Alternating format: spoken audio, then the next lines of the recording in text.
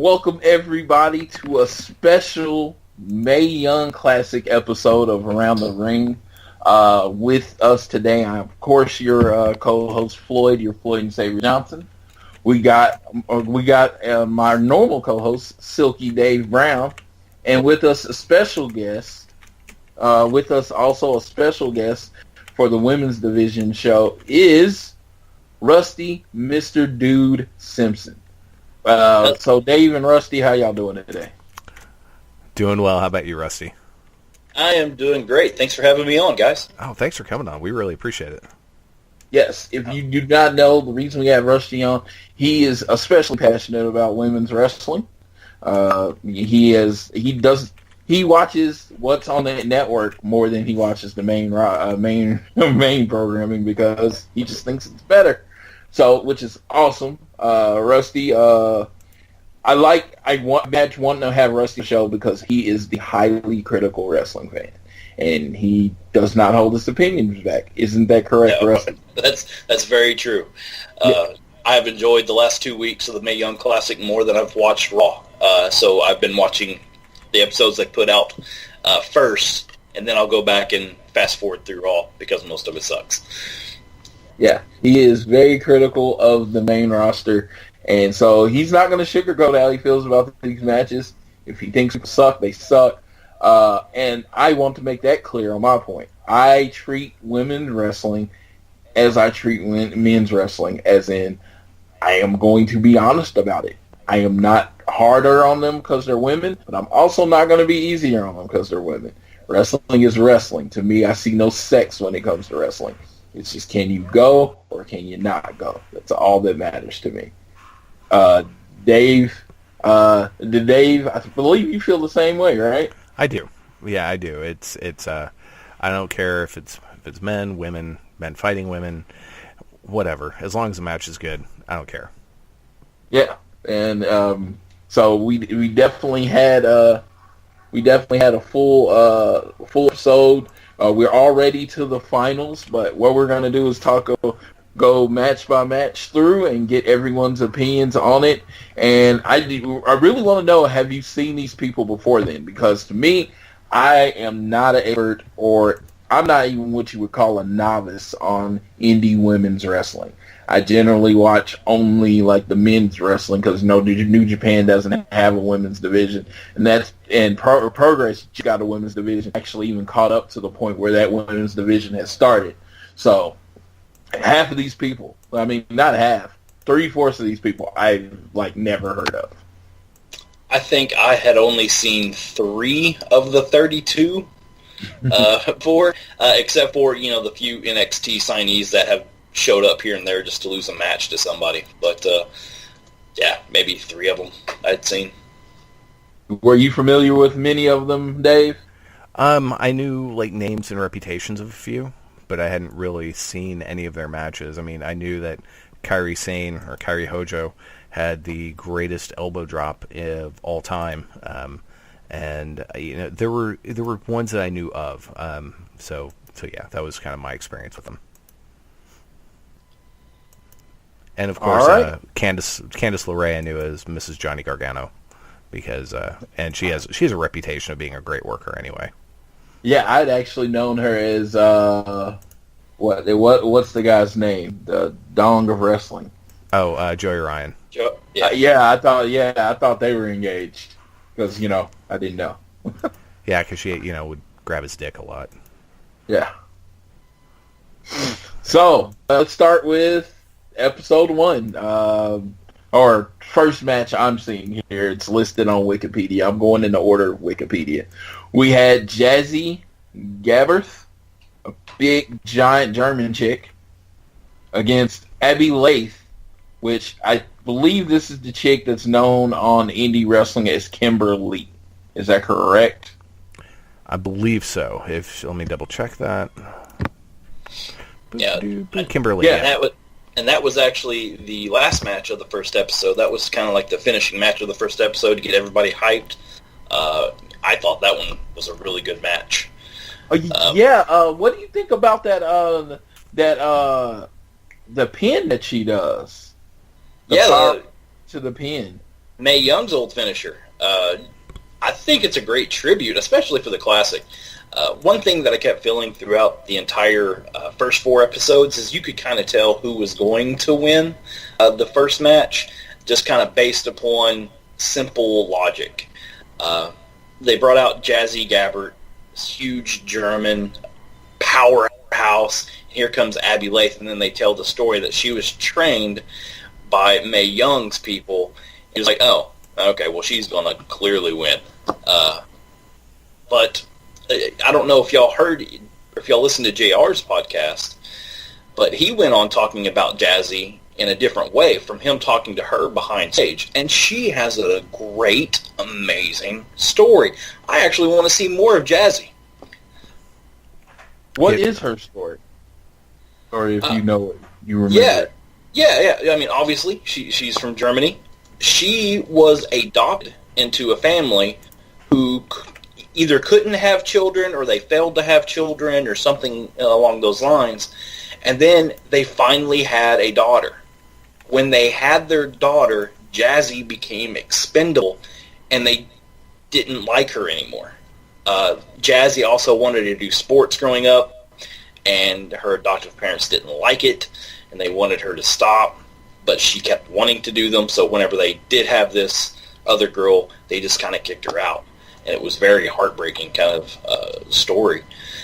And then she got into pro wrestling, which, as we know, can be very hard. You know, people don't really care about you because everybody's just trying to make their own money in the industry. And she beat all that. And she's still going.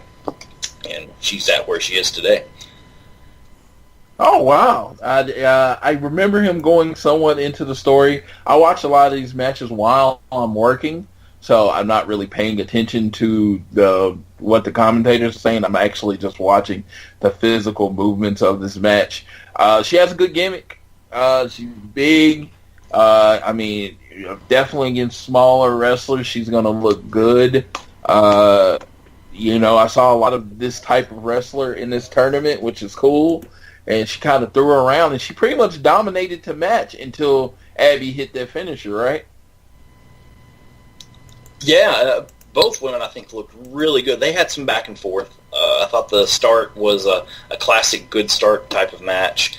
Jazzy has these forearms that look like they will knock your head off, which look great. One thing I have put down on my notes, Jazzy strikes. She got on top of Abby at a certain point in the match, and she just started throwing punches to her. Most of the time I hate that from the men, from the women, because they look so fake and bad. The way Abby covered and the way Jazzy started just laying into her arms, she didn't pull back, and I thought they actually looked good for once, which I thought was great. Yeah, I got comments later. I thought the striking in this tournament in general was way better than what you see from men. Yes, I agree. So I don't know if that's tougher or whatever, but the striking looked way better. But Abby Lath got the win with that Mae Young roll. Did you have any thoughts on this match, Dave? I actually did not see the first round episodes. I did not see the first 4 episodes. I started with round 2 because I was so far behind and I knew I needed to watch some of it. And with just time, I decided to, because I'd heard the results of the first round, I was like, nope, I'm just going to start with the second round. So I got nothing. We'll fly through this. Princess Suhaya against Kaylee Ray. I barely remember Kaylee Ray. That first match, I was underwhelmed in this match. Yeah, this was the very first match of the very first episode.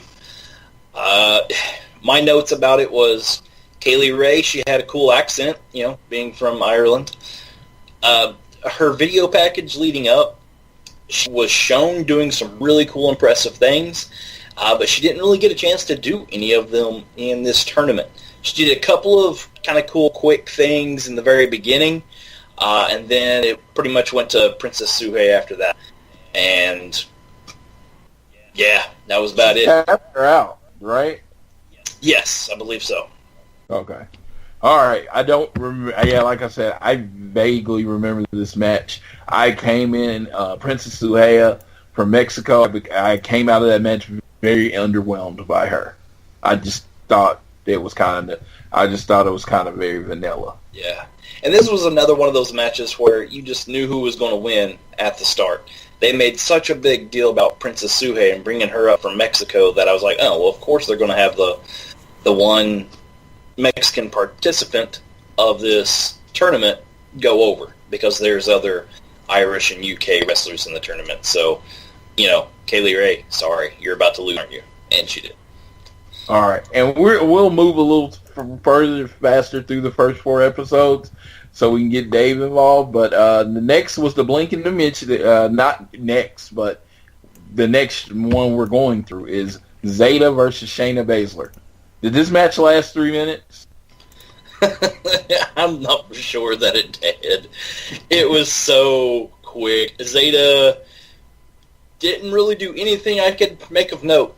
Shayna, the suplex. Go ahead. I was gonna say that suplex into the what is it? The crossface or whatever. The sleeper. The rear naked choke. That's what it's called. The suplex into the rear naked choke was one of the best combinations I've ever seen. Yeah, and throughout the tournament, Shayna does these. She gets that rear naked choke, and you're just like, oh crap! Holy, just through different moves. Yeah, that was my first jaw-dropping moment of the tournament. I was like, right.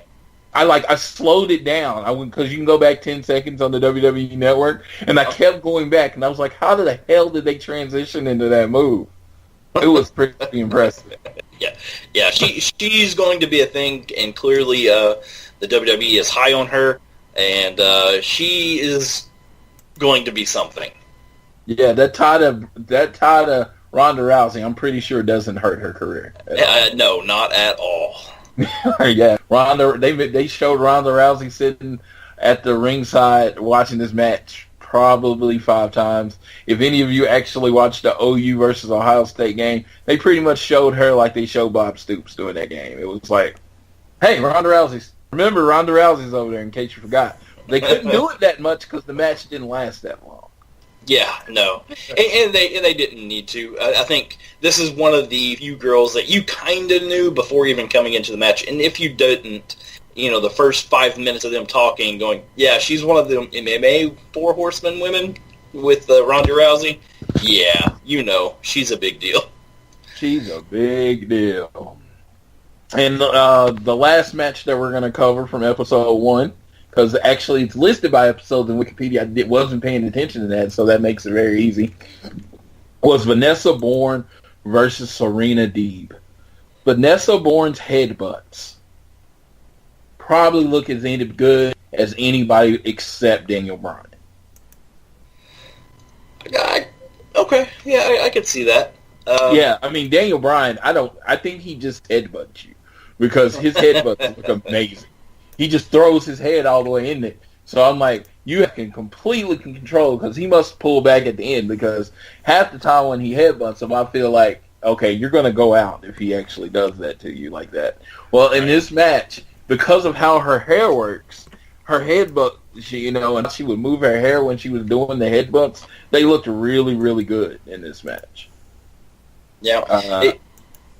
Go for it. Yeah, and this girl, she's already signed to NXT. She's had a few basic matches here and there. I didn't really see anything besides her headbutts. I didn't really see anything much about her. Like, even whenever she would run to the ropes, she would slow down because she was afraid of the ropes. She definitely needs to learn how to attack the ropes instead of, slowing down. But I think there is something to her, and I believe this is the former cheerleader, correct? Yes, and it does not hurt that she's super hot. Oh yeah, she is definitely a very attractive lady, but I could see something happening with her in the future. But right now she still has a lot of training to do. She's got a lot of seasoning, and there were a lot of people way ahead of her as far as wrestling. So. Not a surprise once again. Serena Deeb came out with the win. How did she finish her? The spear. I did not like someone as tiny as Serena Deeb doing a spear. whenever you have somebody as small as some of these women are doing it to another as small as they are type of woman in the ring, I mean, it looks fine. But I remember Vanessa Bourne. The reason I didn't like it, she was kind of significantly bigger than Serena Deeb, so her eating a spear just wasn't that believable. But again, I thought it was a quality match. You know, you want your veterans with your young people so they can carry them. I mean, I didn't think it was horrible. It wasn't really good, but you had somebody that was really, really green against someone that had wrestled in like 20 different countries. You know, every time someone hits a spear, I just wait for the better than Roman chants. This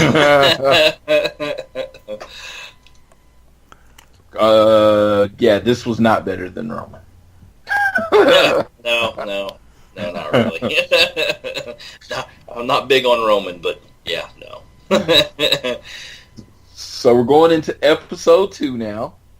We start in the order on Wikipedia again. It's going to be Rachel Evers versus Marty Bell. Now, you might be familiar with Marty Bell, as she was in the Dollhouse in Impact, TNA, GFW Wrestling. So she was in that group. Pretty decent wrestler. And the other name you might know is Rachel Evers. She is the daughter of Precious Paul Ellering, and she was actually a competitive power lifter and actually was able, like, on the fringe of going to the or is she the one that she got the bronze medal in powerlifting? I think she got the bronze. Yeah, she got the bronze medal. Yeah. This is the one I was thinking about. So she's a little powerhouse, and you can see how she's built. She's short and just stocky. I mean, if she could, I would like to see her if she could pull it off. Do you remember how Road Warrior Animal used to do that power slam? Yes. He did the full turn into his power slam and looked better than everybody else's. I would give that to her as a finisher. You know, I listened to Rachel Evers on the podcast about 2-3 weeks ago, and she was talking about how Paul Ellering, he would not even talk to her about his days in wrestling business until after she had been doing it for, I think, about a year. And then she was talking to him about some of the places she had been and some of the buildings she was at, and then he finally loosened up and was like, okay, well, it looks like you're doing this. And he started then talking to her about the business, which I thought was interesting. No desire for her to get in the business. No, he did not like it at all. You know, one thing I find interesting with her is the fact that they made her change her last name to Evers, yet in commentary, at least on the episodes I saw, they mentioned that she is Paul Ellering's daughter. Oh, yeah, like every other sentence. Yeah, I don't understand. So that was stupid. And Tessa Blanchard got to keep her name. So Tessa Blanchard does not work for the WWE yet. She has signed with them, and then she wasn't with them, and yeah, I don't know really where she's at anymore. As of right now, she is not signed with the WWE. Yes. So they don't care about owning her name.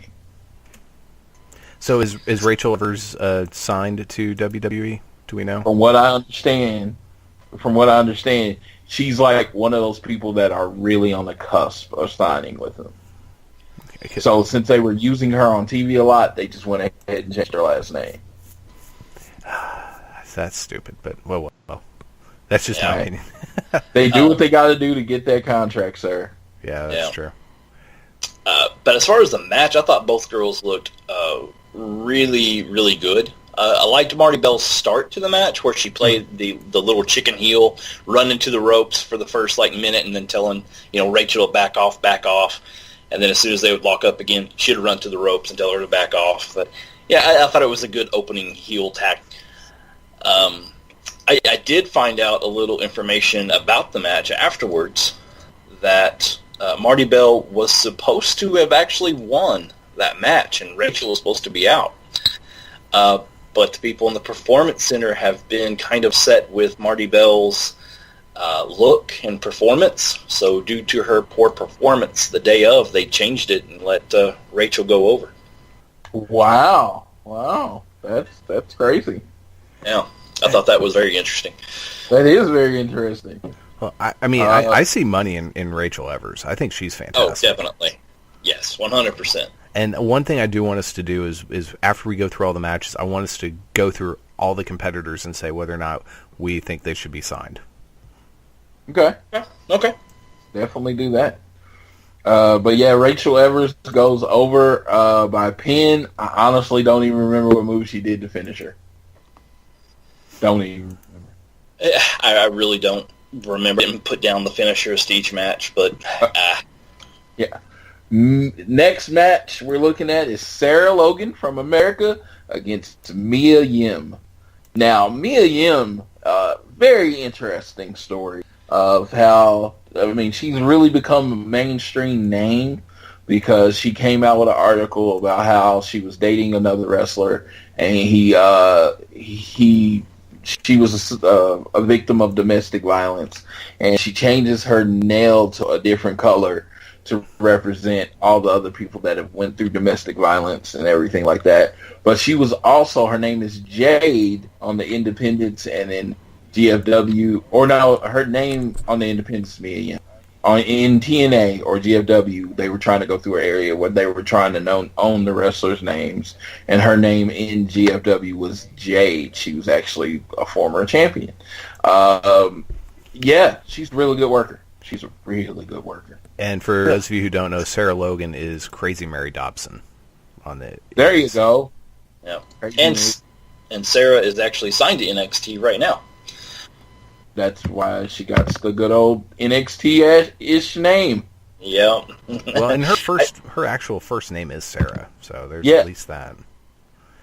Sarah Vince McMahon must hate her accent because he hates that Southern accent.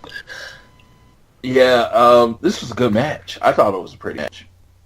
It was decent. Yeah, I thought you can tell they're veterans, and they may have worked together before because it just seemed very natural, and they got in their positions. There wasn't a lot of scooting in the first couple minutes of the match. I do like shout out to Mae Young. She uses a package pile driver on the Indies and in GFW, so of course you knew she couldn't do that. So she did her shout out to Gail Kim by finishing her off with Eat Defeat. Yeah, as far as Sarah goes, like I made notes that her clothesline looked good. She had a headbutt that looked good.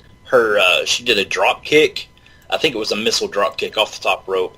And then she did a running knee that may even look better than Shinsuke Nakamura's does right now. She did a lot of really good, solid things. So I was really behind Sarah Logan. She definitely will be somebody that we want to pay attention to in the future. Okay.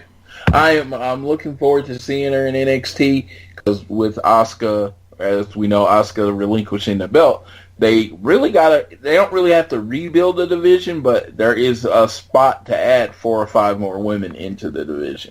Yeah, and I'll have more to say about Mae Young in the second round divisions, as I was actually unhappy with her next match. Oh, really? I definitely want to hear that. Let's see. Rhea Ripley. No, I don't make sure I wasn't skipping. Episode 2. Oh, I did skip a match. Zia Lee versus Mercedes Martinez. Mercedes Martinez, I have to say, and you know what? I'm going to be real. She's a very hard woman to look at. Oh, really? Yeah, it's just like something about her face. Just like she looks like she's full. She looks like she's fought for years. You know what I mean? She is what she has. She is what I think my mom would refer to as hard. Yes. She looks like she will fuck you up. Yeah, and not care. I think I had some. That helps her out. I had friends in high school years with moms who looked like this. So I mean, she's not going to win Miss America, but if you ever piss her off, she's going to fuck you up. Oh, no, dude. Dude, she's one of those people, one of those women that could look at me and I would freeze. Right. Like, I swear she's about to hit me. I swear she's about to hit me, no matter what. She could actually like me and I'd still probably be scared of her. My list of things to say about Mercedes Martinez is actually kind of short. She looked good. We know she's a badass. It was kind of clear that she was going to go over. Not really a whole lot of things to say about here. My words for Zia Lee, though, I have multiple things to say about this lady. Okay. She signed with NXT. If you look back at her history, I was in martial arts through most of my high school days, and she has won multiple first-place finishes in various arts tournaments. She's won first place in fitness competitions. She was a part of the 32-person tryout in China, and she won. And then they put her into this was her first televised match ever. I don't know why they did that, but so I was like, oh man, they must be really high on this girl. She must be doing great. And then they put her in this match basically as almost a squash match to Mercedes. So I was very disappointed with not really getting to see anything out of Zia. Yeah, I didn't think they let her get any moves in, really. No. She had a really good look. As you were saying, she is very easy to look at. You can tell that she's in great fit shape. Her entrance was good with the fan and everything. Mm-hmm. Whenever she was performing moves, it was very sound, very quick, very precise.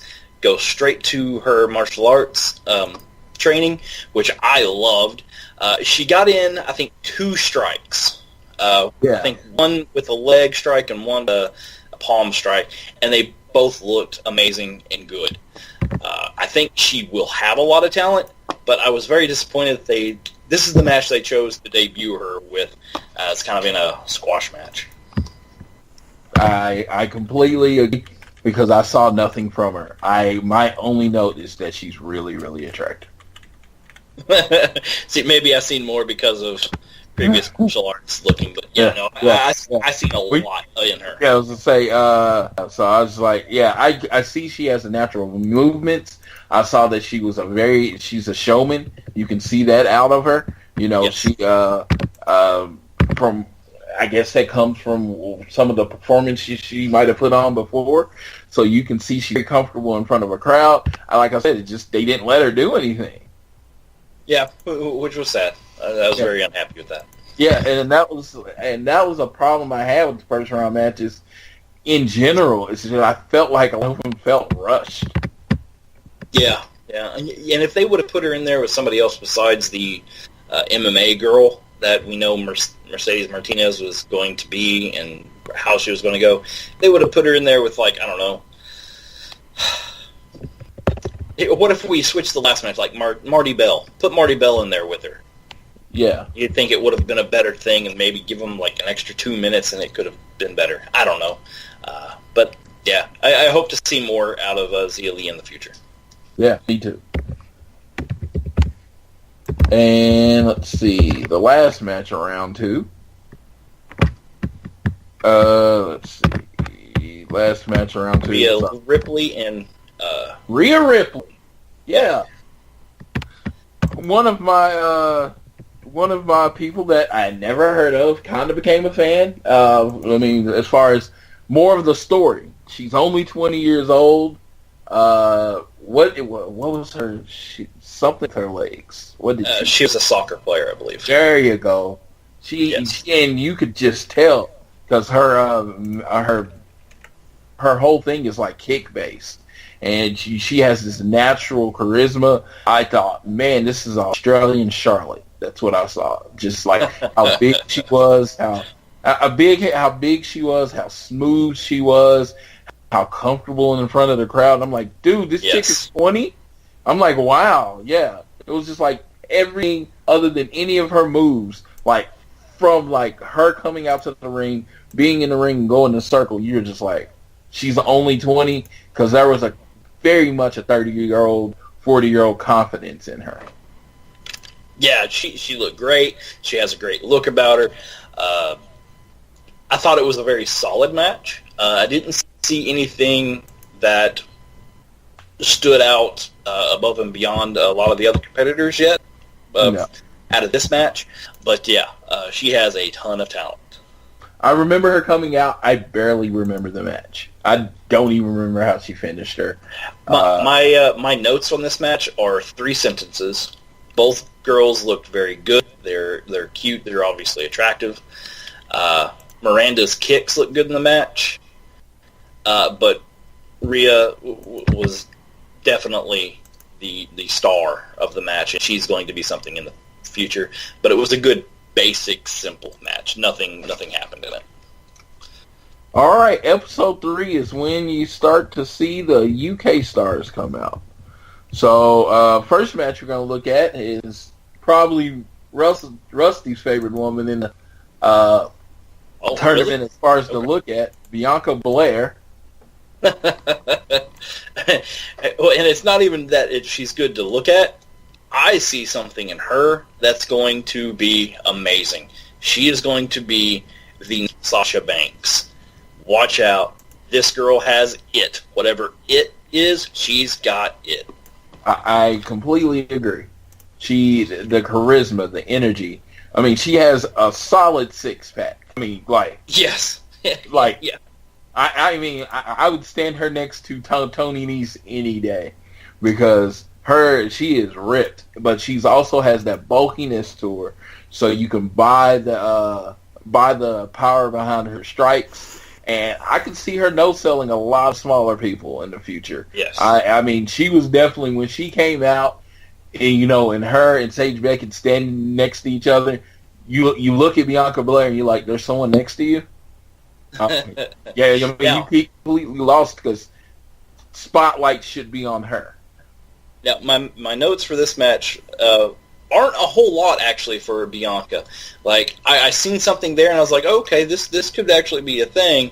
It wasn't until her second match that I went head over heels for this girl. So I'll wait until we talk about that match. But I did find out some information about Sage Beckett, though. What? Well, she is already signed to NXT, which good for her. But whenever I was Googling her, I found a picture of her that popped up, and I was like, well, that's not her. Who's this girl? No, it was totally her. It was a picture of her at 327 pounds. This used to be a very big girl. She had a injury in Japan, and she went to doctors. Basically, they told her that she should not ever wrestle again because if she ever ruptured the thing that she hurt, she could possibly die. But she figured out what was going on and why she was gaining so much weight.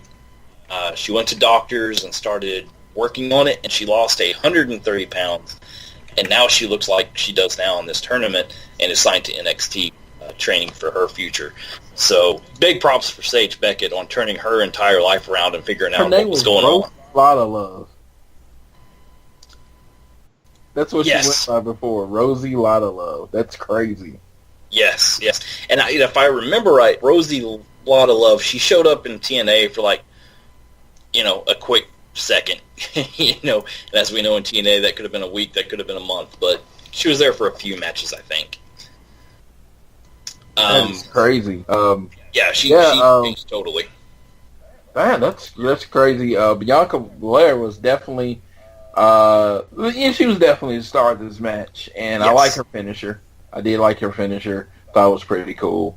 They put a lot of hype in her hair whip gimmick for this first match, and so I kept waiting for it to see what it would kind of look like.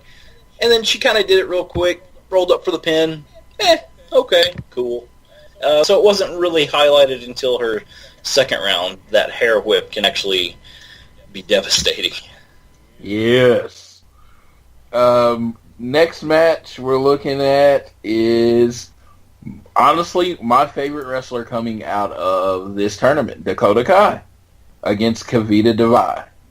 I actually was not that impressed with Dakota Kai because she just basically got the crap hit out of her until she hits her finisher, her setup move and her finisher.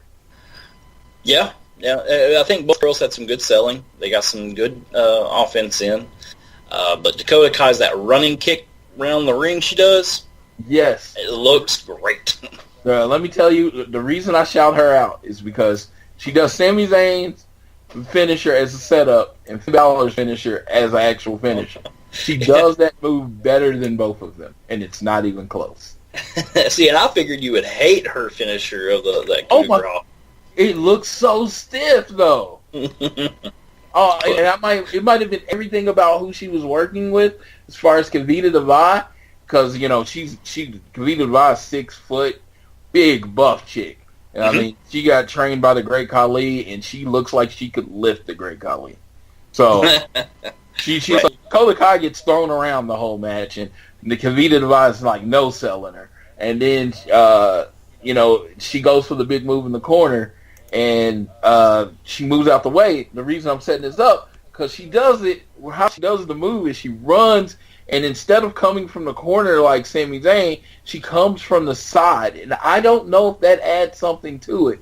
And I think if they ever want to do a quick, sudden attack for Sami Zayn, that would probably be the best way to do it. Because she comes from the side, bam, hits her with the boot in that face. And I thought the chick had got knocked out because it looked that good. It looked great. That good.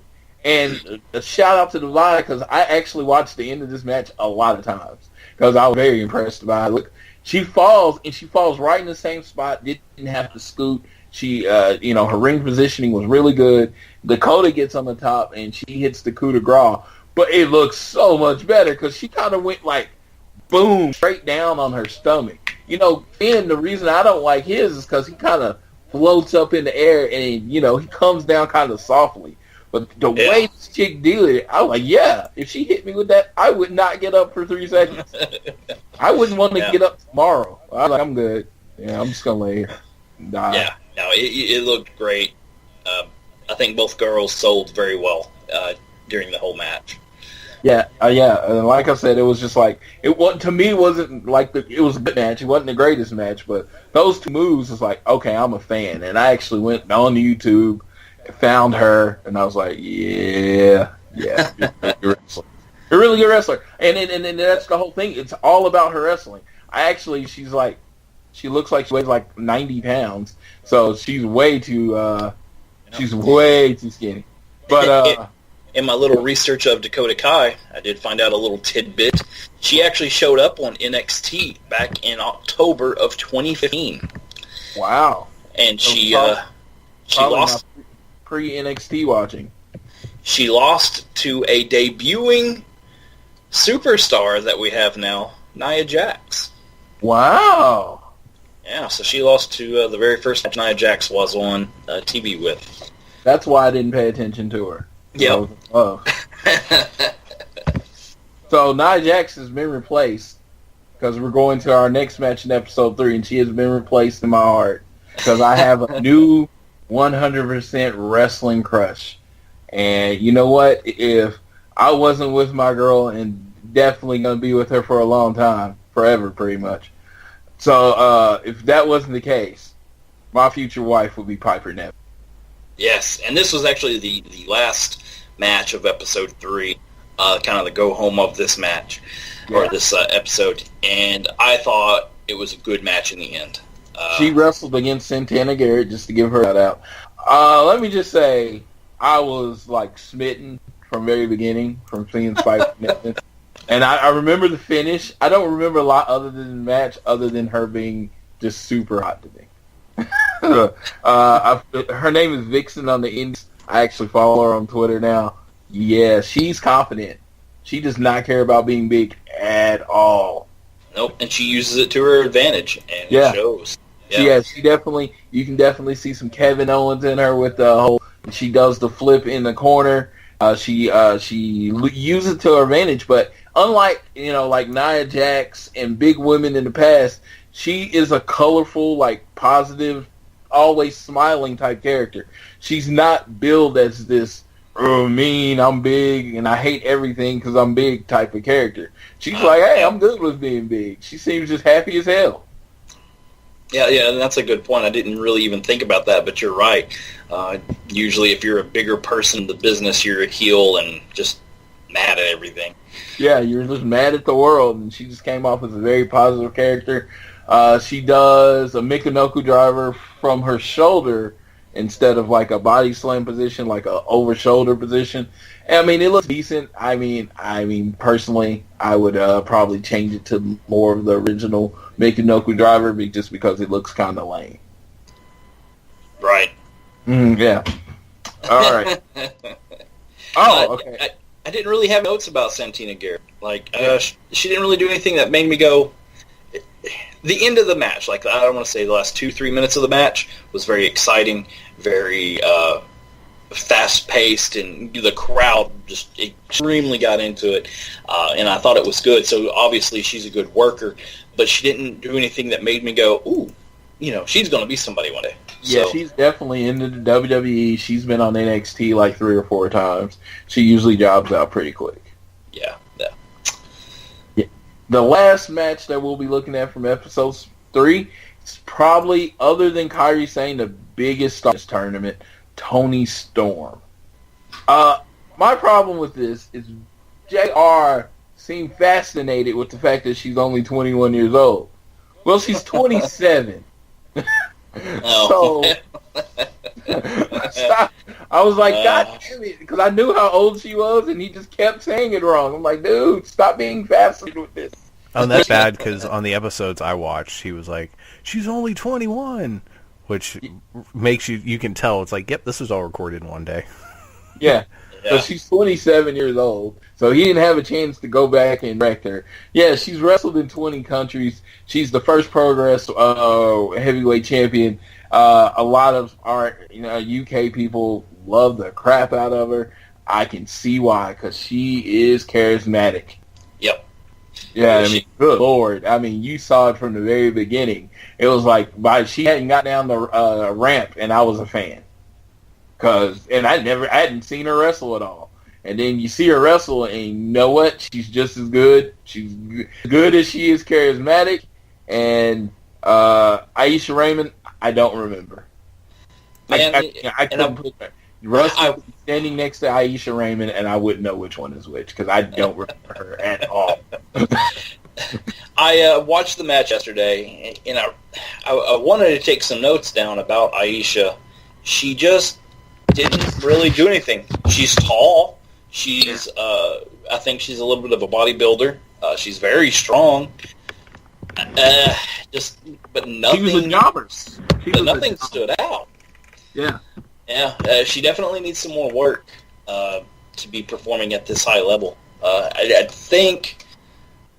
Nope, that was with another lady. Never mind. I'm sorry, I was getting my notes in here. But yeah, no, she didn't really do anything that impressed me.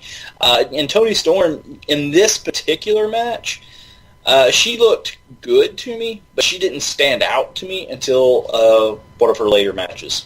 So this match, she just didn't really impress me that much, to be honest. Yeah, I can honestly see that. She it was like is Storm was going to win, and then she won, and that was it. Pretty much. Toni Storm is also notably, she's signed to the Nice promotion, World Wonder Ring Stardom, where she is also their champion as well. So I think she's the Progress champion and the Japanese Ring Stardom champion. Ah. So, now we're going to go into episode 4, and these are the last few matches. And then we can bring old Dave into the fold. It's Tainara Conti versus Lacey Evans. You can tell the WWE want Lacey Evans to be a thing. Yes. I think she was the most promoted person in that round 1. I know more about her and her military background, and she's a mom, and she decided she was going to do this, and she has the Southern Belle gimmick. I know a lot about Lacey Evans. And what was funny is I was looking at Tainara, and I thought she looked better. She has 6-pack abs. She is definitely judo trained. She had good movements. The match itself was very average. This is another match where I only have 3 sentences of notes because there just wasn't anything to say. Lacey Evans, she signed to NXT. Obviously, they're big on her, former Marine, so they want her to be something that you notice about them. But, Yeah. That's what I have to say about the match. Yeah, that's what I have to say about her in the match. She has an energy about her, and it's like I wish she would take all the energy that goes into her entrance and put it in her match. Yeah. Tainara, I think if they gave her another match, we could probably see more of her. I would like to see her again, honestly. Now, and hate me if you want, another match, I honestly don't remember. I don't know what these two chicks look like. Nicole Savoy and Reina Gonzalez. It must have been just another match. This is another one. I only have 3 sentences of notes as well. I went back and watched it again, and I still don't remember this match. Reina, she didn't do anything that impressed me. I watched her throw a couple of punches. They looked soft and unbelievable, so I hated it. I like Nicole Savoy for the Queen of Suplexes gimmick, but then she didn't do any suplexes in this match at all. How are you going to be the Queen of Suplexes and not do a suplex? Right, and so I was puzzled by that, and then it ended. I don't even know how it ended. Nikoi Savvy, your winner. Next match. Yeah, it was very unimpressive. Yeah. And I think Rhea is the same opinion of that match. Yeah, and I think Rhea is actually signed to NXT. She definitely needs a lot more work. All right. Yeah, definitely. A lot more work. Next match is probably the most popular person of this group. It's Mrs. Johnny Gargano, Candice LeRae. Johnny Gargano came out to the ring and was on when he came out. And apparently he could have got her signed to WWE long ago, but she decided she wanted to make it on her own. She's like, if they're going to make that call, they're going to make the call on their own. So she has got no help from him as far as getting signed. They wanted her in this because she's that good. And she was wrestling someone named Renee Michelle. Yes. And all I know is that she took Candice LeRae's last ride, which Miss LeRae's last ride, which I thought is a pretty cool finisher, and I thought it was perfect because of how small she is. I thought Renee was there just pretty much as a jobber. Yeah. She didn't really do much that impressed me. For like one roll-up, which I've made a note of, but she thought about it before she did it. Like, she was confused on what she should do. Like, she was thinking, like, oh, I should pin her. And then she went and did it. And I was like, oh, you're thinking way too much, Renee. So you're not going over.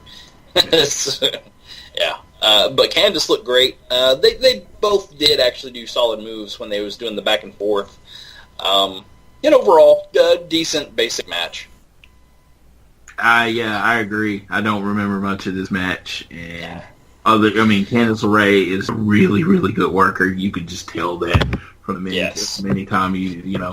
And I think you could also tell from this episode, all 4 of these these 3 matches were just lead-ins to this last match. Which was the Pirate Princess, Kairi Sane, versus another second or third generation wrestler, Tessa Blanchard. She is the daughter of Tully Blanchard, granddaughter of old school wrestler Joe Blanchard. And this was the match of the first round. It was the best match in the first round. Okay. I would agree. It was hard hitting. You knew who was winning. That kind of did take away from it for me. But Tessa performed well. Tessa is a bigger name on the indies. So it was kind of weird he did this as a first round match. Because let's say I'm seeding these 32 people. Tessa's going to be, if she's not a 1 seed, she's going to be a 2 seed. So, and Kyrie's definitely the number 1 overall seed. So why would they be wrestling in the first round? I felt the same way when they did Tommaso Ciampa versus Johnny Gargano in the first round. It's just, why are so weird? People should be going deep in it, and they're out. One's going to be out in the first round. But Tessa made her look great. She took everything good. There was so much hype about Kairi Sane that we couldn't wait to see what she could bring and what she was going to have. I thought the start was kind of slow, but But then all of a sudden it started going into chain wrestling, which Tessa just made look amazing. Then Kyrie put up a blockbuster, and then she did a spear that was amazing for a girl of her size onto Tessa. I was like, oh crap, out of nowhere. She did that flying forearm first off the top rope, which looked really good, really solid. I'll let you talk before I actually talk about the ending, about her finisher. I thought it was solid. I just really did think they gave Kyrie the strong strikes. Tessa did everything she could to look as good as she could, because you knew she was only getting one match. I think this was the longest match. I think it went like 12 minutes. So it was like the longest match of the first round. And like I said, it was kind of weird because Tessa is a champion in a lot of different promotions in the Indies, and it's just kind of weird that this was like a first round match. But I came out of the match kind of like, unfortunately, Kairi Sane had been built up so much that I came out like, that was it? And people might get mad at me, but it was like you're getting told at this restaurant, this is going to be the best bacon cheeseburger you ever had in your life. And you get there and you're like, good bacon cheeseburger, but it's a bacon cheeseburger, and I'm like, and she's a good wrestler. She's a good wrestler, don't get me wrong, but she didn't like do anything out of the ordinary where I was like, oh my God, this is the greatest thing I've ever saw. She should beat Asuka tomorrow, All right. That for me. And that's how everybody was. Like, Kairi Sane should be the one to beat Asuka. I'm like, nobody. No. Yep. I came out of that match thinking the same thing. Not ready for Asuka. I'm like, I wouldn't even buy her. I wouldn't buy Asuka selling to her because she's so tiny. Yes, she is so small. Yeah. I think her and Alexa Bliss pretty much the same size. I think Alexa Bliss is bigger than her. Yeah, she's definitely bigger. But she has the professional wrestling thing down. She has the charisma down. Yep. Down. And she has a kind of little gimmick happening. Yeah. She has all that good. She has the energy, and you can just tell, she knows how to wrestle. Don't get me wrong. She knows how to wrestle, but it's just like, I was expecting something like changing, and I just got a really good wrestler. Yeah. In her finisher, the elbow drop. Yeah. When she does it, yes, it does look good. I mean, she just moves her body over and she just slams that thing. It's great. But her going up to deliver it, start a timer, go make a sandwich, you're waiting a while before she actually does it. That's my same problem I had with Finn Balor. Not Finn Balor, Adrian Neville. I had a problem that it took way too long for him to do his finisher. It's like, well, dude, if they're going to be down that long, why don't you just pin them? Right? Like, she goes up there to the top rope and then she lifts her hand to the sky in amazement as if the gods themselves are blessing the elbow. And then she thinks about doing it, and then she delivers it, and you're like, God dang, man, could you just done it by now? Yeah. So, real quick, do you guys know, is Tessa Blanchard, is she going to sign to WWE? Or did we already talk about that, and I've slept? No, I don't know on her. She was signed at one point, and then she was let go, but they keep bringing her in for, like, these one-offs, kind of like this. So she is an off-one girl. Like, they like her, clearly, or else they wouldn't keep bringing her in. But yet she's not signing. I don't know what's going on with her. And maybe that's why she didn't get out of the first round, because she hasn't signed. Yeah, with Ricochet, as far as in a relationship, the only reason I bring that up is maybe they look at, maybe they're looking at signing at pretty much the same time. Yeah, that makes sense. So let's go to the second round. Woo! Dave's going to join the show. Woo! Welcome, Dave.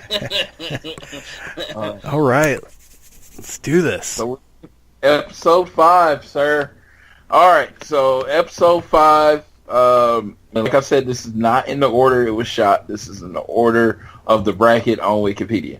So episode 5, we're looking at Abby Lath versus Rachel Evers. Okay, I just felt like they didn't have that much chemistry. See, I enjoyed this match a lot. I don't know. It just felt off to me. And maybe it helped that I had to watch all of this like in double time, because I had to cram 4 hours worth into a very short period of time. I enjoyed this a lot. Okay. The more I've seen Abby Lath coming out, I liked her music. Like, I really like her music for some reason. I have that note put down for her. She doesn't have the normal look of all the rest of the wrestlers. Speaking of Abby, she looks like a mom, but she's also not going to win the beauty pageant. But she's not hard to look at or anything. I mean, she's a bit of a thicker girl than of the other competitors, but she moves very fluidly. Yeah, she's very much a natural athlete. That's what I get. Yes. I could see Abby being somebody bigger down the road. Okay. I could definitely see that. Rachel, I think, like I said, it's going to be, she kind of wrestles a vanilla style, which is okay. She's going to have to up her power game.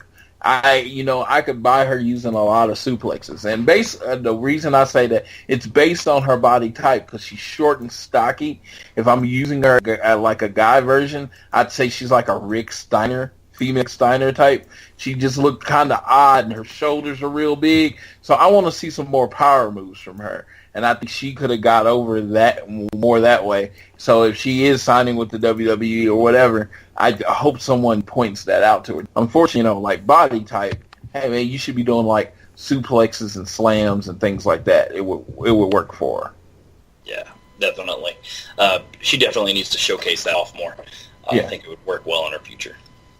Then we had Princessa Suhei versus Mercedes Martinez. Funny thing of note, this is actually playing in the background on my computer right now, so I can actually see this match happening right now as we're talking it. Yeah. A thing of note is Princess Suhei. She came out in a Wonder Woman outfit, very colorful, very kind of neat. But I also got that feeling that Princess Suhei, she's an older wrestler. Uh-huh. She's so weird because some of her movements are fast, quick, and she's very fluid when she's in the moment. But then if she's got to stand up to walk to the rope, she's very kind of slow. So, so you can tell she's probably slowed down in some of her older age now. But I think it's a great match. It was a well-rounded match. And at one point, I think Mercedes Martinez did the Randy Orton hang him from the second rope DDT kind of thing. Uh-huh. And it looked great. It was delivered well. Princess Suhei sold it well. I thought it was a very good, solid match. Dave, what did you think? Yeah, I felt like you could tell they worked together in the past, because it felt like they had their movements down, their transitions down. They looked like they were very comfortable with each other. And I thought it made Mercedes Martinez look even that more impressive, because, they built up Princessa Suhei so much in the first round. I thought she was going over in this match. So Mercedes won. It really did make her look a little better. Yeah, I thought my big thing with this match is I was super impressed by Mercedes. And I don't mean this in a bad way, but that chick is scary. And she is not someone I would ever want to make angry. So the thing, and I know we're going to get into a little later on the ones we think we would sign and ones we wouldn't. I think Princessa is someone they brought in for her experience. Her experience. Yeah. I don't think they have any intention of bringing her in full time. She's like a one-off person. She is, Zack Sabre Jr. or without quite that star power, or Kota Ibushi without that star power. People that they're bringing in, I think more with Zack Sabre. I don't think they had any I think if they could have signed Zack Sabre, they would have, but I think realistically they knew they weren't going to sign Zack Sabre, so they just used him for his strengths. And I think Princesso is the same way. And yeah, you could tell these two have wrestled a lot. And in fact, as we've been talking this morning, I've been like looking up each of the different competitors from round one since I didn't see any of that. And I've noticed there have been a lot of cases where a lot of these ladies face each other in the indies, which isn't surprising because the majority of this are people from the indies. You know, there are a few people on here that are NXT folks, Lacey Evans, for example. But most of these are people that are coming from outside, just like they did with the Cruiserweight Classic. And I think that one thing I do want to comment on, I love the presentation of the show. And this is something I mentioned this week on the regular podcast, is that Triple H does a fantastic job with NXT and these tournaments and making them feel just like wrestling shows. And, yes. And that is something that I just love and appreciate.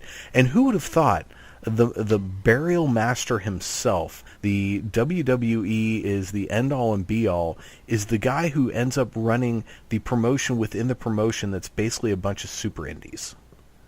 Who would have ever thought that was the guy? But yeah. I mean, he loves the business. You can tell it comes out. But if he doesn't like you, he really doesn't like you. But yes. Overall, man. Yeah, if he doesn't think anything's in you, he's done with you. But if he likes you, you're Sheamus and Enzo Amore. Sheamus, I think, under the old regime, would be gone long ago. You know, he had his many like pushes, and then he kind of faded away. And generally, in the old WWE, he would have just faded away. But he's a friend of Triple H, so he stays relevant. Enzo Amore, everyone hates him except Triple H. So guess what? He still has a job. Yeah, and Enzo is making so many mistakes backstage and in his real life right now that it's crazy. But we're not here to talk about him. Yeah. No. All right, back to the show. So we're looking at episode 5. Serena Deeb versus my boo, Piper Niven. Thought this was really. I wouldn't call it really good. I thought this was a solid match. It was. It was a solid match. I thought they were both good workers. I don't know if they've worked together before, but it seemed like it because they kind of got into the right positions for each other's gimmick moves really quick. Piper Niven is just, she I wouldn't call her as athletic as Kevin Owens, but she reminds me of that type of thing because you wouldn't think she could do the stuff that she does at her size. Yeah, I think Serena Deeb is the Brian Kendrick of this tournament, though she didn't get near as far. Whether or not she ends up sticking around, I don't know. Piper Niven is fantastic. I came out of watching this just immediately a fan. And just kind of going back to the things you said earlier, that just she owns who she is, and she has such an air of confidence, and she gives no Fs, and she's really, really good. And so yeah, it's like if they keep her around. Nia Jax better be thankful she's Samoan, has that family lineage, because if they ever only have room for one big girl, she will not be able to stand up next to Piper Niven. Piper Niven, just from this one match alone, I was watching this going, yep, this girl is so much better than Nia Jax. Now, in Nia Jax's defense, she is brand new to the industry, hasn't wrestled very long. Niven's been wrestling a long time, but I think there's also a natural ability there that Niven has that maybe Jax doesn't have quite as much. I'm not burying Nia Jax. I like her. I just think Piper Niven is much, much better. And I think that there could be room for both of these girls because Piper is obviously a face, so we could have a big Braun Strowman type of match in this very, very easily with her and Nia Jax. Right. And it would probably look great. Exactly, and something that we talked about this week on the podcast with there being, basically 3 shows, 3 organizations, you could think of it that way. It's easy. You put one on SmackDown and one on Raw, and you're good. Easily. Yeah, so yeah, I like her. I completely agree. Serena Deeb did need to link off Tanner. Yeah, at least her head's not shaved. She was freaking orange, dude. I was like, what is going on? But I see. What I want to know is, does she still have the straight edge? And it's funny because they tried to build her up as having a drinking problem when she probably drank like a normal person. Yeah. Just the WWE was unhappy with her drinking. Yeah, got her. She got caught drinking on camera, and she's a straight edge person, and blah blah blah. And it's just funny how many people go against their gimmicks all the time. Kevin Owens is one of the nicest people you'll ever meet. Roman Reigns and Braun Strowman were shot hanging out in public, just like hitting it, and nothing happened to them. But this was older, this was a few years ago, and I guess there was still this idea that you needed to protect the business. I'm like, she plays a character. So ridiculous. She plays a character that happens to be straight edge. She's not straight edge herself. I mean, like Luke Gallows can drink like everybody under the table, from what I understand. But I guess he never got caught in public. Whatever. Last match we'll cover for episode 5 is the phenomenal Kairi Sane versus Bianca Belair. I would put this in my top 3 matches of the tournament. Oh my god, this match was so good. And like I said, the network's playing in the background. This is now the match that's playing. So I'm kind of watching it and remembering some of the good moments. This was such an insanely good match. I would probably be with you and say it's in my top 3. It was so good. It might even be like my second favorite match. It was great. When you're looking at styles clashing, it was perfect because Bianca Belair played the physical, aggressive heel. She played the heel. Yes. Yeah, she very much played the heel in this match, and she's so much bigger than Kairi Sane. Even though you knew Sane was going to win, you still had that moment where you had your doubt, like, oh my God, they put Bianca Belair over. Yep. And there was, at the beginning of the match, there was a couple of back and forth kind of things, and Bianca Belair threw her a kiss to Kairi Sane. And Kairi Sane grabbed the kiss out of the air, threw it on the ground, and then just started trampling on it with her kind of, pirate ship person kind of way. The charismaticness of her. And that stood out great. It made both girls look good. So much energy in that moment right there. There's just so much charisma. You could see what they could be in the future. Yes.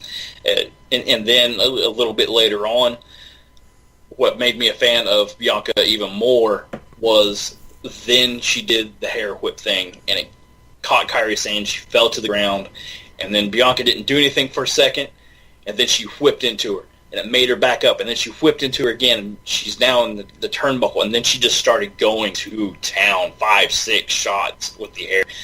And if you pay attention at the very end of the match, you can actually see the whelps and some of the blood starting to come up to the surface on Kairi Sane where she hit her hard.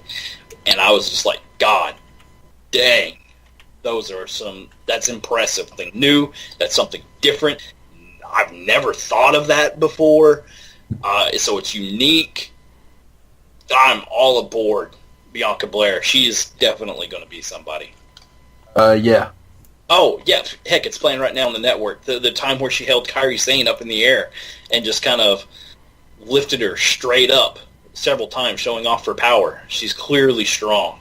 Oh, she's very strong. Yeah. Yeah, she ran track at 3 different SEC schools, and I don't know, a lot of people don't know a lot about the college football and college sports. Well, you're in the SEC and you run track, that means you're freaking fast. And so she was a hurdler, so her legs have, as much jumping as you do in a 110-meter hurdle, your legs have to be on like a whole different level, and hers are. I mean, the physical specimen that Bianca Belair is, I'm like, she's not my type as far as being attracted, but she is a physical specimen that I would put up against any man in the WWE. She has this amazing six-pack happening. Yeah. Clearly athletic, that can do a lot of things. And, yeah, I think she is on the attractive radar. I know she's probably not maybe one of your things, but, man, she's going to be it. And I keep saying, like, Sasha Banks, not replacement, but she could be the next big thing like her. Because her gimmick with the whole kisses thing could actually be a thing, because I think they're tattooed up and down her back or something like that. Yeah, she has an amazing energy about her. Yeah. And then I definitely, if I had to rank them, she would be in my top 5 of the people that I never saw before and came out impressed in this one. And she was on the second round, and I came out thoroughly impressed. Yes. Yeah. She's going somewhere. I enjoyed this match too. I think both of these ladies are big time stars in the making. One thing I did in watching both of these episodes, and I did not know spoilers or anything, but as I was watching these 2 episodes, I knew, I was like, okay, Kairi Sane's going to be in the finale, and then in watching the other episode, I was like, okay, she's going to be in the finale too, because it's pretty clear who they were setting up as kind of the 2 really big people throughout this. But this was great. Bianca Belair is very impressive. That when she went to town with her hair, the whipping, and the commentary was like, well, it's legal, and they weren't sure how to respond, and the ref even looked like he was like, I don't know what to do here with this. I thought that was very cool. And, it's interesting, you mentioned the... we've talked about everyone's look, and we do talk about looks in wrestling a lot, not just with the ladies. We talk about guys' looks because it's a cosmetic profession. Right. One thing I remember, there were lots of rumors that were coming out about how some of the higher ups, Vince especially, wasn't happy that there weren't that more of these women were hotter. Air quotes. Yeah. Which is really sad, because these are some real, especially from this point on. Obviously, I didn't watch the first one, but from this point on, I was like, every single one of these chicks is awesome. This is pretty good stuff. So the fact that they get hung up with that is just irritating. I think Vince gets hung up on that. As far as like us talking, I'm a fan of Bianca Belair as well as I am Piper. And they look totally, completely different. I don't care about if they are hotter than the next person or not. As long as they can go, they can work, and they're in the industry that I love and putting on good matches, I will love them for it. Yeah, I completely agree with that sentiment. That is my idea. All I care about is wrestling. I understand there's a corporate side of wrestling that has to do, can they sell T-shirts, can they put them in movies and all that kind of stuff. And when it comes to that corporate side, I understand. Hey, I would have liked them to be more attractive. But you know what?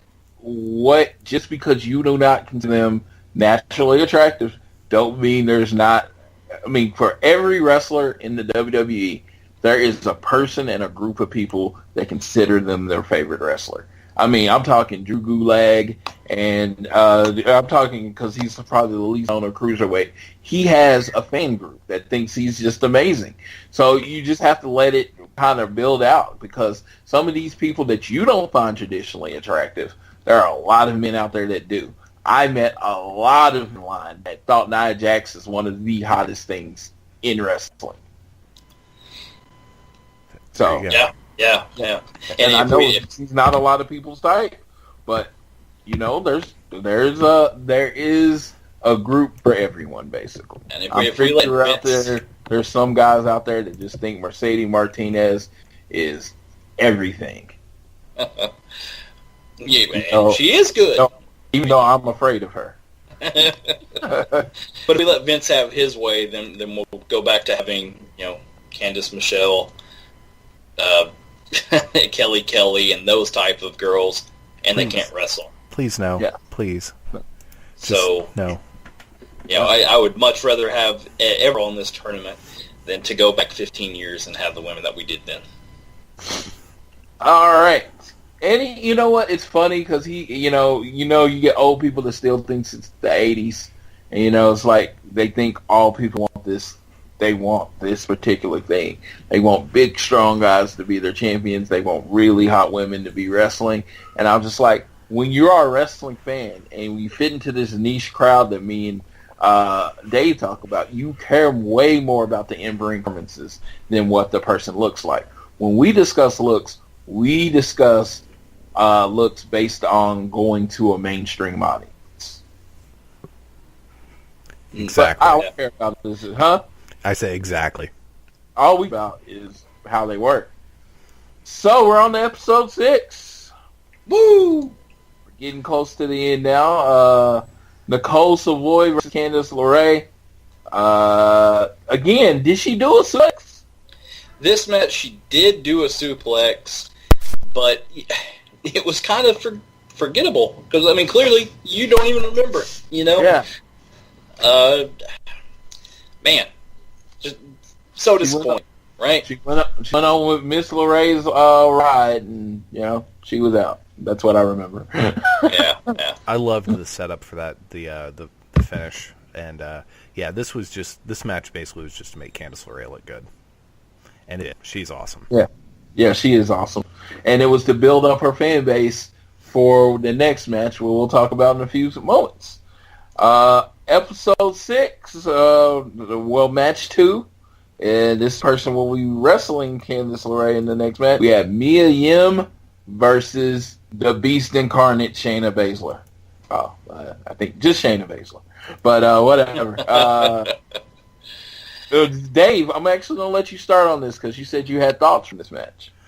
Just that Shayna Baszler, watching this, I was like, yep, she's going to the finals.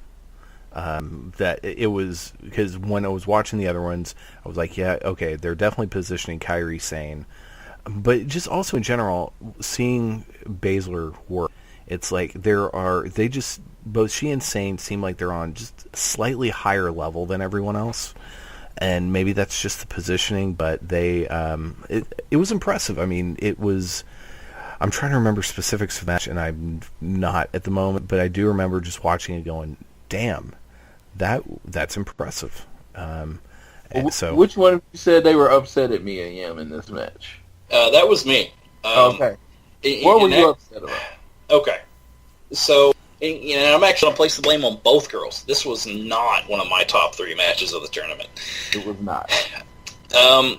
It's so clear that Shayna could take any of these women and totally decimate them. She clearly is a Brock Lesnar of the females division right now, in this tournament anyway.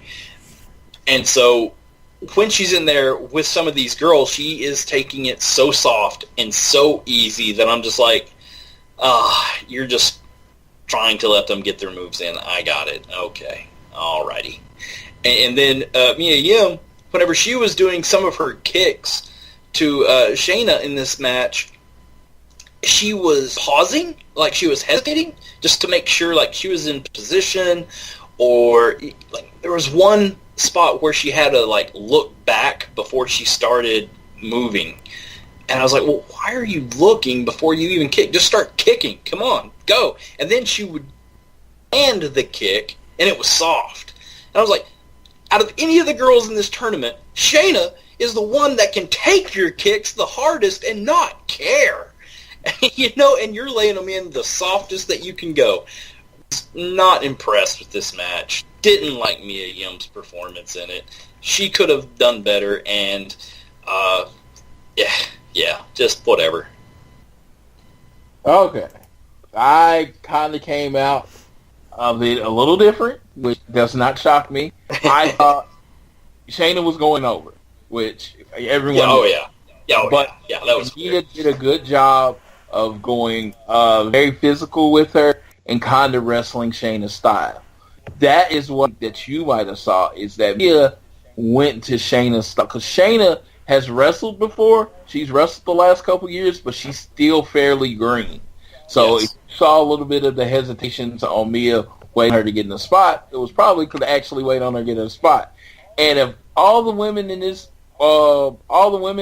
this tournament that you wouldn't want to accidentally hit too hard to the point where she gets pissed? Probably Shayna Baszler. Yeah, of anyone that don't want to go fuck this and shoot on you is Shayna Baszler. Yeah, is the actual shooter. So I'm pretty sure she was just making sure she wasn't taking any liberties. So Shayna didn't think, so we're kicking for real now. Let's do this. Yeah. Shayna Baszler trained with nothing but men. I mean, Josh Barnett was her trainer, and she trained with nothing but UFC men. That's how tough that chick is. Oh, yeah, no, and she's great.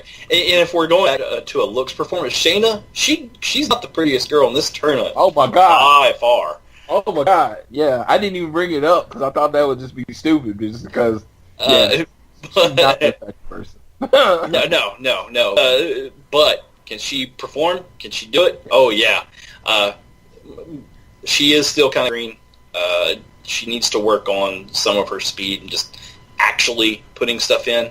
And I guess for this match, Mia could have done the exact same thing. I don't know. I still think she could have landed them harder, and I think Shayna would have not taken it like that, like they was just putting on a good match. Yeah. Because this was one of those matches that really highlighted that at the end, the finisher, Shayna could put that finisher on you out of anywhere. Well, how did she do it in this match? I don't remember. If I remember right, I think Mae Young went up to like the top rope. Yes. And then Shayna put up her knees when she fell down, and then she rolled over and then immediately got her into the rear naked chokehold. I audibly yelled, "Oh shit," when I was at work. Like when she hit the move, I'm sitting there and no one's in the room with me because I work by myself overnight, and I just yell, "Oh shit!" And then I didn't know she was there. A cleaning lady looks right. She's like, "What happened?" I was like, "Never mind." That's fantastic. Because how she hit on their knees, it just looked so stiff. And then it was like, bam, into a rear naked choke. And I was like, good Lord. Yeah, that was the stiffest. That it took 4 seconds to tap out. I would have tapped out before it was all the way in. It was pretty cool looking.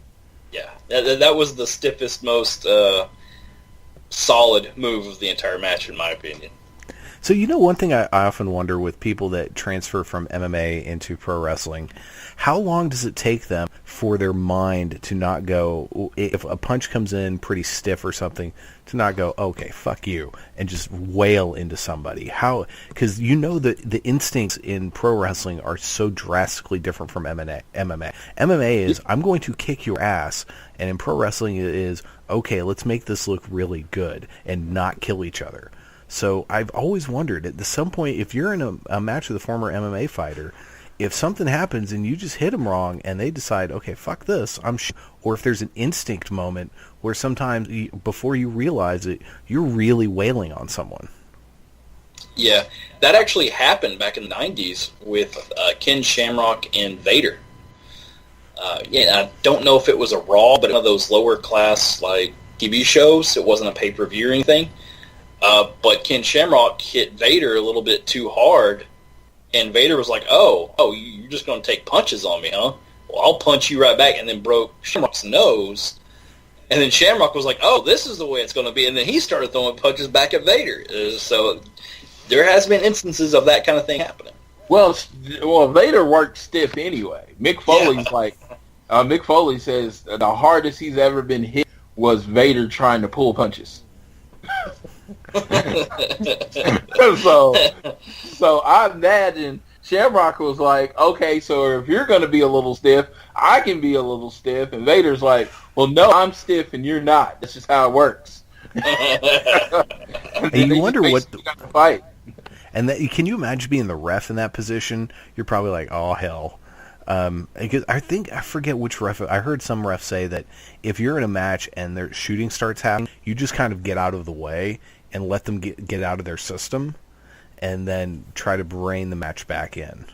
But I can't imagine if you're in the ring with Ken Shamrock and freaking Vader, two terrifying men, and all of a sudden they start really hitting each other. You're probably hitting your mic, going, "Guys, what do I do?" help. Yes, definitely. Can we have a run-in right now? Hit someone's music. Hopefully they'll get distracted, because that's how things happen in the real world. Music equals stopping immediately what you're doing. But anyway, so episode 6. I thought that was a pretty good match. I actually liked that match, unlike Mr. Rusty over there. Then the next on episode 6 that we're covering is my girl Dakota Kai against Rhea Ripley. Yeah. Dakota Kai's awesome, other than she is so tiny. Tiny. Really tiny. It's funny, she's not Asian, but she has a Chun-Li feel to her.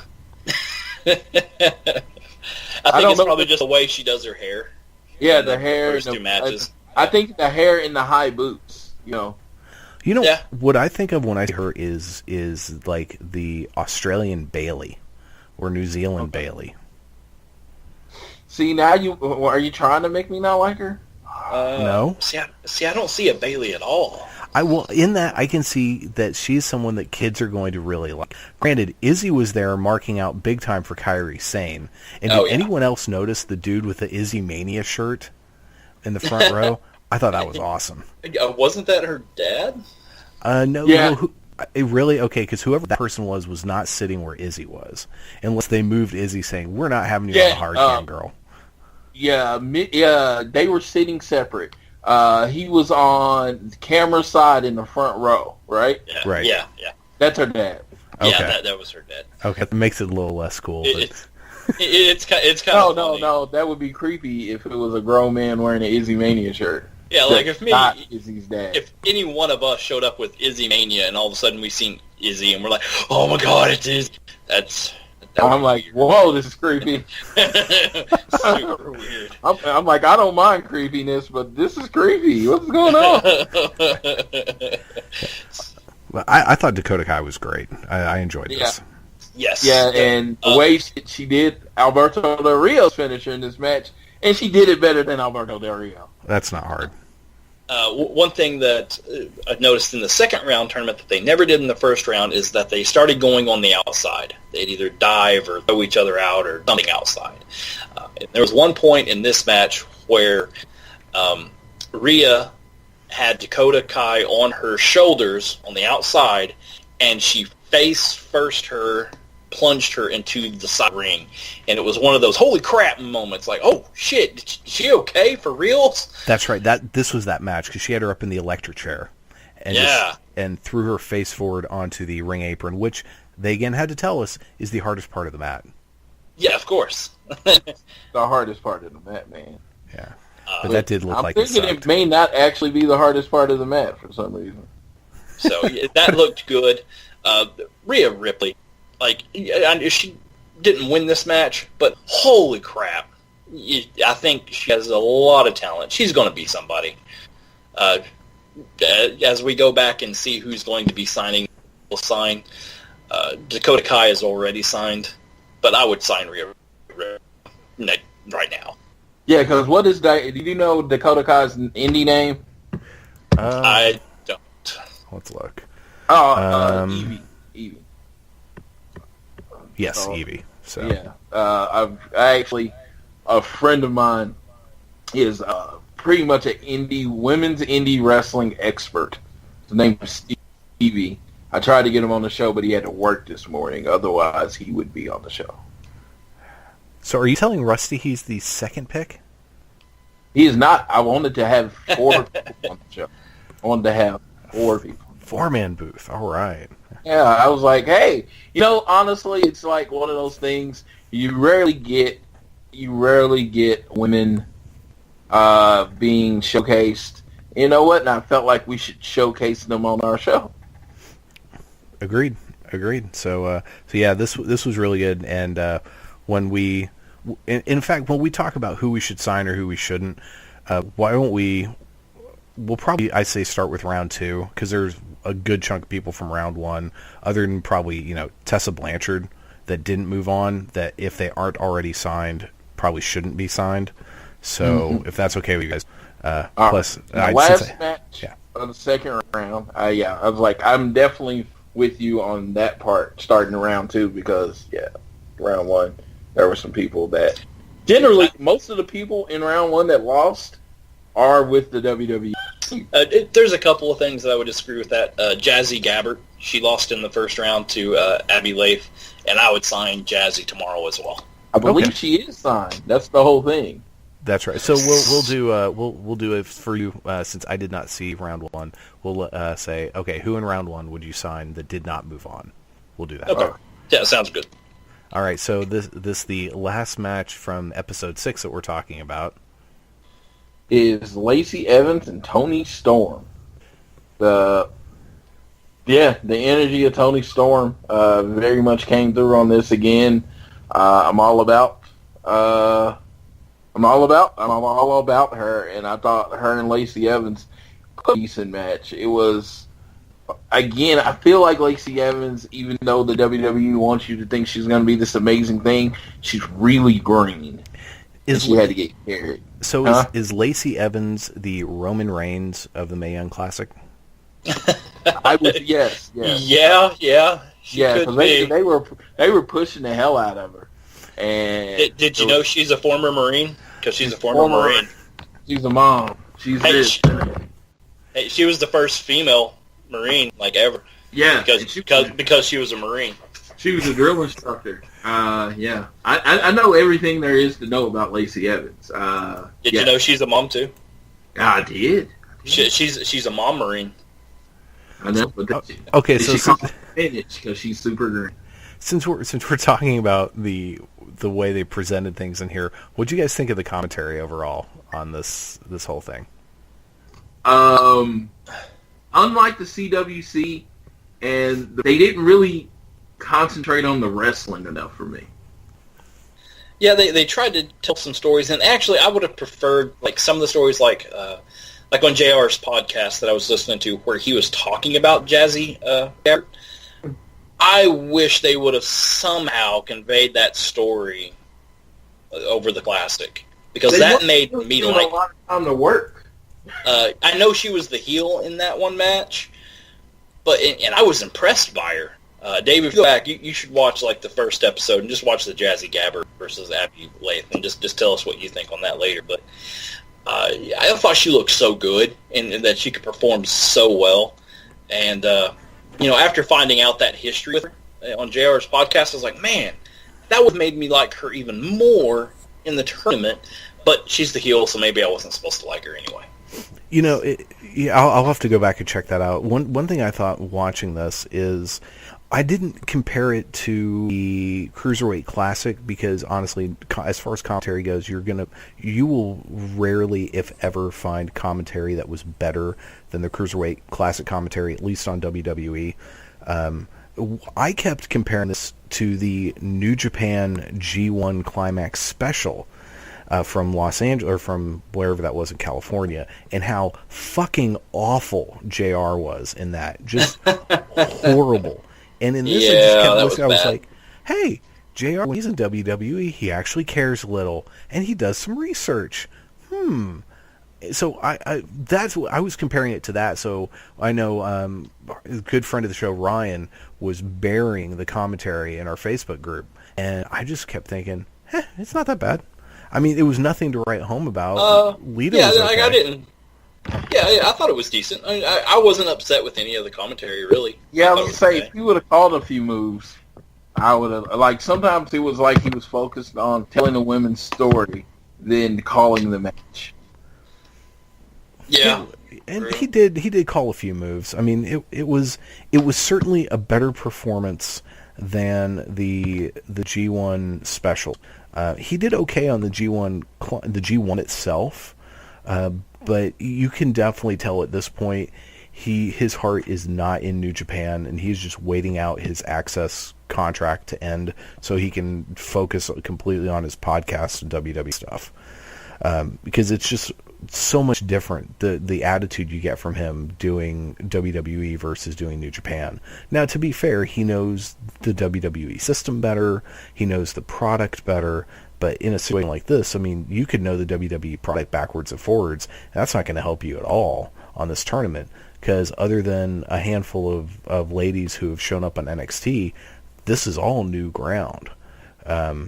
But I didn't think it was awful. I didn't think it was great. It certainly, if I'm comparing it to the Cruiserweight Classic, it doesn't compare. I would take this over, really bad JBL commentary any day of the week. It's John o'clock. With the exception of the Shayna Baszler fights, if each match had about 5 to 10 more minutes, and we got to see a little more of their repertoire, I would have been more satisfied. It was like the Cruiserweight, every match was this epic match where they felt like they were doing everything they can to win, and a lot of these women's matches just seem like normal matches you would see on just any show. Which reminds me, there is a question I want to a point I want to bring up, but I want to do that a little bit later on, so don't let me forget to bring up my point a little bit later. But back to this match. My thoughts on this is reiterating what you guys talked about earlier. They really want Lacey Evans to happen. I'm not sure if it's going to happen, so we'll see what happens there. So she's like Fetch Reigns. We should start calling Lacey Evans Fetch Reigns. They're trying to make it work. Roman Fetch. They're trying to make it happen. Storm is a freaking superstar. It doesn't help that she is stunning. So she's the one of all of this Vince McMahon's going, yeah, I can do something with her in more ways than one. Right. Tony Storm's like, yeah, I'm already signed 3 different companies. I'm good. Yeah, she's great. She's gonna be. Yeah, I was gonna say she's under contract with 3 different companies, so she's okay. Lacey Evans needs a lot of work, but I have a feeling they're going to try to push her. Maybe way too early, and that's what I'm afraid of. Way too early, and she's going to fail, and then us fans are going to hate her, which sucks. Yep. So Roman Reigns. Yep. Yeah. So that takes time us for the quarterfinals. Yeah, episode 7. Episode 7. So they did the quarterfinals all in one episode because there was only 4 matches, of course. We will start with Abby Laith against the incomparable Mercedes Martinez. I was sure Abby Laith was going over in this match. Then they said something about Mercedes Martinez being the one to train Shayna Baszler, and I was like, Mercedes Martinez is going to win this match. Yeah, definitely. But the back and forth between these two, they put on a really solid, decent match. And that seems to be a consistent throughout all the matches. Even the ones that I didn't like, the matches I didn't like, they still looked better than your random B match on Raw, which is hilarious, right? Cool thing about this match is, and I think it happened like in all of the rest of these matches, where the person tried to go for their finisher and the person kicked out or they reversed it. So she went for the Mae Young thing and Mercedes Martinez reversed the move, and then she hits her finisher and wins the match. And it was pretty cool because everything was about getting your finisher. I like continuity in wrestling. I like the story that continued from previous matches, especially in tournaments. Only problem I had in general with the whole tournament, it didn't feel like like in the G1, it didn't feel like anyone was really selling injuries from previous matches, which I would have liked to see. Yeah, true. I don't know. The Martinez actually did with the shoulder a little bit, so yeah, she did a little bit. Okay, yeah. So I like this. I thought I like both of these ladies, and I think both of them are have a lot of upside that Vince McMahon will never understand. But Mercedes is again, I'm going to reiterate, scary fucking woman.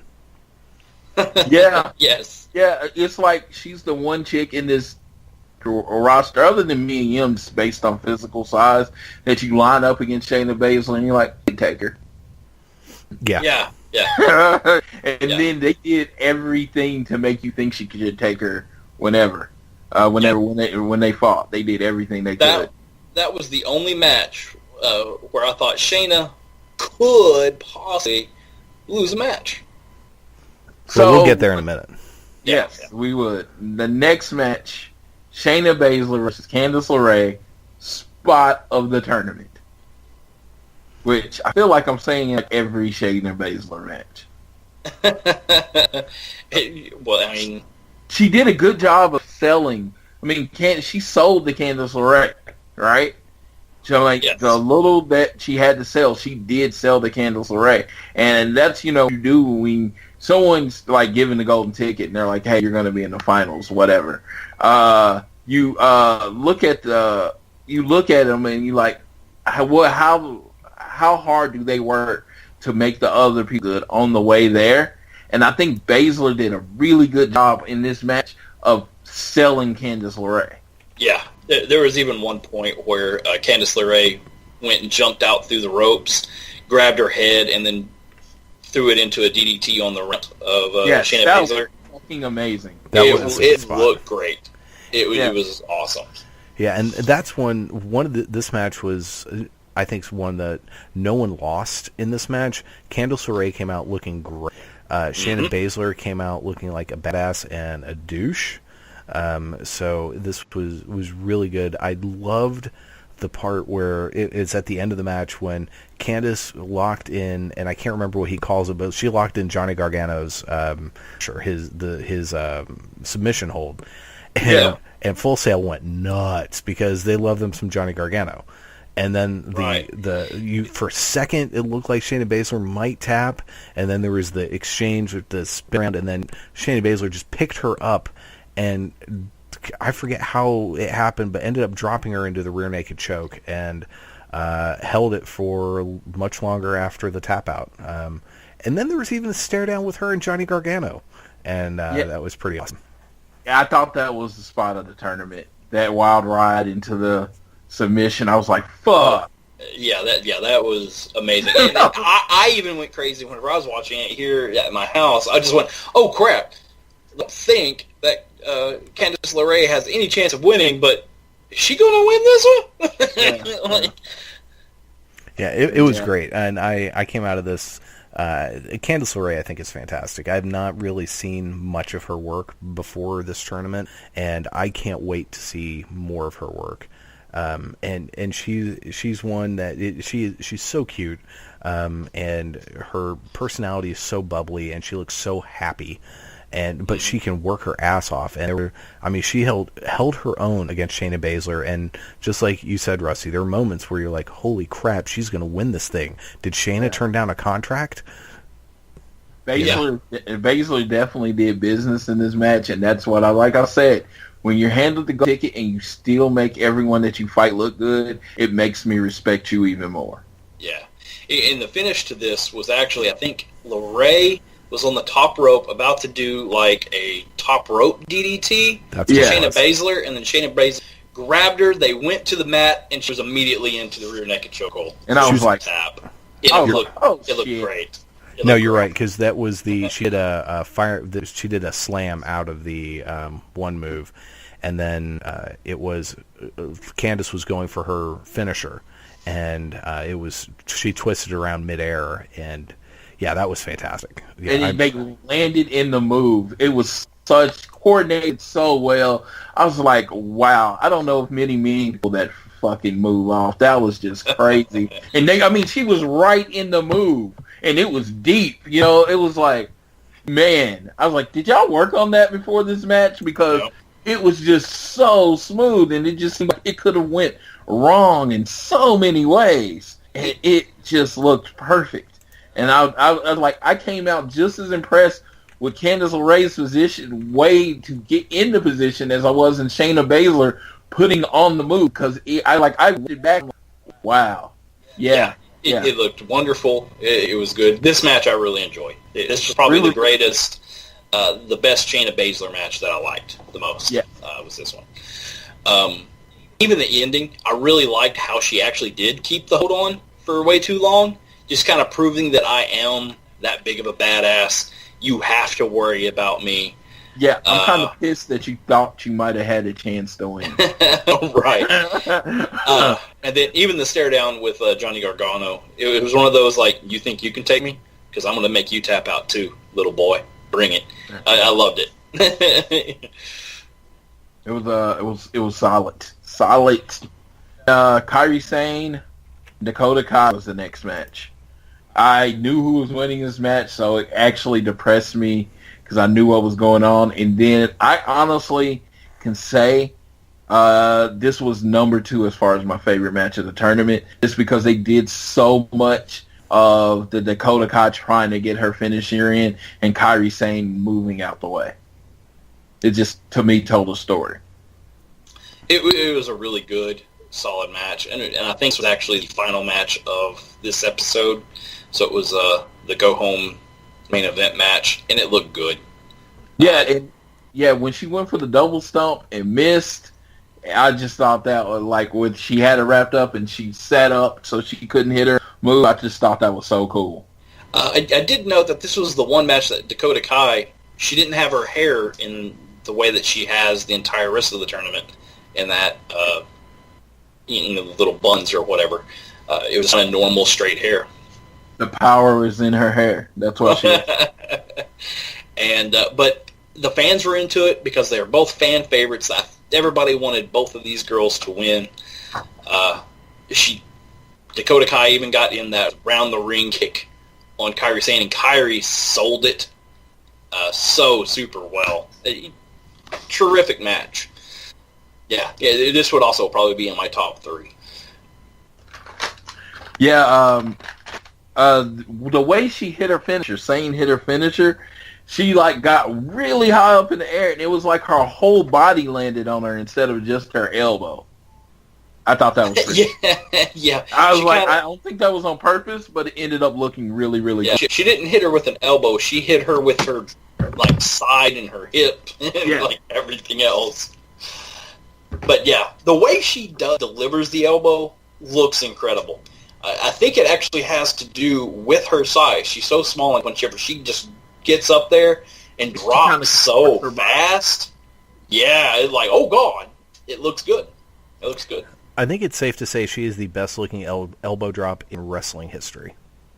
Whoa. That's sacrilege, sir. There's the best-looking elbow drop belongs to the Macho Man Randy Savage, goddammit. But she delivers it in a very different and unique way that I think Randy Savage would appreciate. Yes, definitely. Last match in the quarterfinals is unfortunately we say goodbye to Piper Niven as she was Toni Storm. They wrestle a lot together. They do. You can tell in this match. You could tell. Yeah. They wrestle a lot together. She did. I mean, this is I think this was the one time during the show where someone actually just flat out kicked out of the other person's finisher, and you could tell they were physical. They were stiff. This was number 1. This was my favorite match of the tournament, and you could just tell that they were comfortable together. I actually watched a couple more of their matches on YouTube. They can work. They can work. One thing of note during this episode 7, which was the quarterfinals, every match seemed like a main event match. They both girls put their heart into it because it felt like it was just that big of a match to each one of these girls. So I really appreciated this one episode beyond the rest of them. With a special shout out, of course, to the Bianca Belair Kairi Sane match, because that was insane as well. Yeah, this was excellent, and you can tell these two, if not best friends, are very close. Their exchange at the end was really good. I just enjoyed this whole thing. Yeah, that was. They were legit crying because they were very happy for each other. They're both. All 3 organizations Toni Storm is in. Piper Niven's in those organizations with her. So they travel a lot. From the little Twitter that I've seen, they out quite a bit together outside of work. I have an interesting question for you, and especially towards these two ladies. Toni Storm is champion in different promotions. Piper. Piper is in those divisions as well, and they both had big main event matches. And Piper was the first female to headline in a Japan main event, like ever, I think. Mm-hmm. But despite all that, was this their biggest match to date? Probably the most people saw this match. Right. It just mean the most to both these girls in the end of the day? Was this their big break? I think Tony being the first Progress Women's Champion probably means the most to her. Because they didn't even have a women's division. And then she is the name on that division. Right. I mean, it depends on who you ask. I would say it's one of. It's probably, in their top 5, definitely top 10. Yeah, definitely. Okay. Just an interesting question to have as a side question. All right. Well, on to episode 8, and this is the semifinals. And these are the last matches taped for the Mae Young Classic. We had Mercedes Martinez against Shayna Baszler. And they pretty much had Mercedes Martinez making her look stupid at the beginning of the match. What did y'all think? I thought that was kind of a cool piece of storytelling. You thought Mercedes looked dumb? She made Shayna look dumb. Oh, okay. I see what you're saying. Yeah, they were like, she was the physical advantage. She was the trainer. She knew everything she was going to try to do because she was the one that trained her. And I just thought that was a pretty good piece of storytelling. Yes, yeah, definitely. I did like at the beginning, and this is something they actually made mention of, is that Shayna Baszler never shook anybody. She always kicked their hand, except for this match where she actually shook it for Mercedes. Just showing that little bit of respect that there is between the two of them. Damn it, you stole my thunder. I was going to talk about that. Yeah, I thought that was really cool. And then at the end, they embraced. And you can tell, actually, watching Shayna Baszler, you can tell the influence of Mercedes on her. This was a really stiff match. I enjoyed it. Yes. Really stiff. Like some of those chops that Mercedes gave to Shayna look like they probably really did hurt. And this is kind of what I wanted from Mae Young. Like, clearly Shayna can take them. You don't have to go soft. You ain't got to be a baby about it. Lay him in there. Yeah, but Yim might not have felt like she had the relationship with Shayna Baszler to get away with that. Mercedes taught Baszler how to be a pro wrestler, so they have enough trust in each other that they can go in and beat the fuck out of each other without going to shoot territory. And Mercedes has the MMA training too, to know where Shayna's coming from on that. So, both these girls look great. Very physical match. This was the only time that Shane got the food moving, and I wasn't like, oh my shit, how did she do that? But got the tap out. You knew Mercedes wasn't going on to the finals again. You pretty much knew they were going to win the match, but that was still an entertaining match. And Mercedes is the one who's the fisherman buster, right?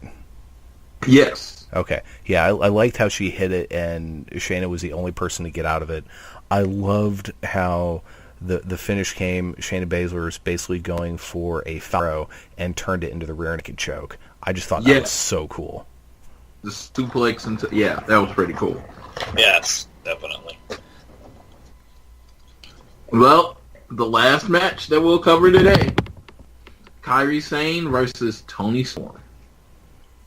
You can tell these two have wrestled. In fact, when I was doing some Googling this morning, I found lots of pictures of them in the ring together. They have a great chemistry. They worked well together. Both were super over, so stupidly over. And this was I enjoy. Again, I have, in what I watched of this tournament, I don't think I saw anything that I thought sucked. So that was I had the benefit of starting with round 2, but I enjoyed this entire thing, and this was a great match. And one thing with the ending, and obviously Kairi Sane got the win, but they told a fantastic story. Loved how she hit the elbow onto Toni Storm's back. That had to suck. But I loved how I actually like Triple H coming out with the flowers, handing them both, Shayna and Kairi, flowers at the end, and then you've got Sarah Del Rey out there, or whatever her WWE name is. Well, her real name, Sarah Amata. Oh, okay, yeah, Sarah Amata. She's out there with Stephanie. You know Stephanie had to get in on this Women Power Act because that's just Stephanie. But I thought it was cool. Do we know if Stephanie actually does anything with them except for just show up and be like, yay, girl power? It seems like Triple H is the one that is putting all the work into it. Triple H deals more talent because, I mean, his actual job is VP of Talent Relations and Development. So he talks more with the wrestlers than Stephanie does. Yeah, Stephanie just kind of shows decides to fire them, so she probably doesn't want to have too close of a relationship. Yeah, and she's there for the photo op for all her girl power stuff. Isn't her memoir all about girl power or something? Yeah, she looked really uninterested when Kyrie got hers. She looked real interested, like on her face, just like she was smiling, but you know what I mean. Well, yeah, I mean, she's just not a fan. I'm just like, yeah. I mean, I have no problem with Stan. It's like whatever, but like I said, it's just like you got to be better at faking than that, you know. Oh, definitely. You look uninterested at your husband's big event, so yeah. But Kairi Sane, Toni Storm, I thought it was a decent match. I would have liked to see more. Yeah. Once I saw those two names out there, I was expecting 5 stars, and I felt like we got 3. Yeah, it was a good, decent match. When Kairi jumped off the top rope onto the floor, and she hit her face on the grate, and you could clearly see that she immediately started getting a bruise and a cut. Yeah. That was kind of insane. Clearly not planned, but I'm glad she did stop, and they kept going. Yeah, that was because so much of her body was not. It was like when she hit Toni Storm, it was more like her, her midsection, her upper or thighs area, or what landed, and then her torso and face all ate great. And literal. Yes. And then they even showed a close up at one point where her face was cut, and the commentary mentioned that. But yeah, I mean, yes, this was not a 5-star match, but it was enjoyable. It told a good story, and I think it set up nicely the finals, which are going to happen Tuesday in Las Vegas, Nevada, after SmackDown. I think that's a terrible idea, but whatever. After you're in Full Sail, and Full Sail has obviously just adores these women, and we're super over. Why they just didn't do a live special sale, I don't know. They could have even done an NXT thing. Like, this is the finals of the women's tournament. You're at a takeover or something like that. Exactly. And what's going to happen when this a crowd that doesn't give 2 fucks when Akira Tozawa and Cedric Alexander are in the ring after watching SmackDown? What are they going to do other than Shayna Baszler is going to come out and they're going to be like, oh, unless they trot out Ronda Rousey and all the 4 horsewomen, and they have the WWE 4 horsewomen as well out there, which you know is going to happen because they're already playing that up. That's WrestleMania. There's going to be that 4-on-4 match, I think, at WrestleMania. Yeah, probably. So they're setting that up, but I mean, please, Vegas, do us a solid, man. Please help us her out and don't fuck this up. If they build up the fact that Ronda Rousey is there, that'll keep everybody in the crowd. Yeah, I hope the crowd gets into it. I hope we have a smart crowd, as it were, and they really get into it. But I hate how WWE sets them up for sometimes. Like the 205 Live has been just a huge failure because they didn't keep it like was on the network. And then we're going to take the finals of the women's tournament out there. I have high hopes, and I want it to go over. But I have a feeling the crowd's not going to be into it. Agreed. That's my fear. So, who you got going over, Kyrie? Oh, God. I've actually taken Shayna on this one. I think the lead up to WrestleMania with the 4 horsewomen is too big. And I don't think they're going to sign Kairi because she's going to go back to Japan. So they already signed Kairi. That's why she goes by Sane, not Hojo. Okay. So I didn't pay attention to that. I figured she was going to win it, and then she was going to like automatically go in the finals of the NXT Women's Tournament or some crap like that. Then I think I still pick it because that means Kairi will probably go straight into NXT and start getting built up, where Shayna, they're building up this 4 horsewomen feud of both factions pretty quick, and they might just shove her right to the main roster really quickly. Yeah, those ESPN type moments with her and Ronda Rousey. I think some of that's going to depend on how far along the other 3 horsewomen are in their, in their wrestling, how far along they are in their training, whether or not they're going to sign to WWE, whether or not it's just going to be a one-off thing. I think that is a lot's going to depend. I think Shayna Baszler is going to be in WWE for a long time. And which one is married to Roderick Strong? Marina. So yes, and I know she just had her baby, so I didn't know if she's okay yet after having the baby and all. She's already lost 20 pounds. Okay. Yeah, she's probably not ready to jump into the ring yet for a number of reasons. So I could almost see a 2v2 match first, like having, Shayna and Ronda Rousey versus Charlotte and, Becky or Sasha. Or, just pick 2 of them, right? I could see that happen easily if 2 of the others aren't ready. Yeah, I could see that. As far as, to me, I really don't know. Because to me, I think there are a lot of factors in play. What's going to happen with the horsewomen versus horsewomen? What are they going to do with the NXT Women's Championship? I don't know.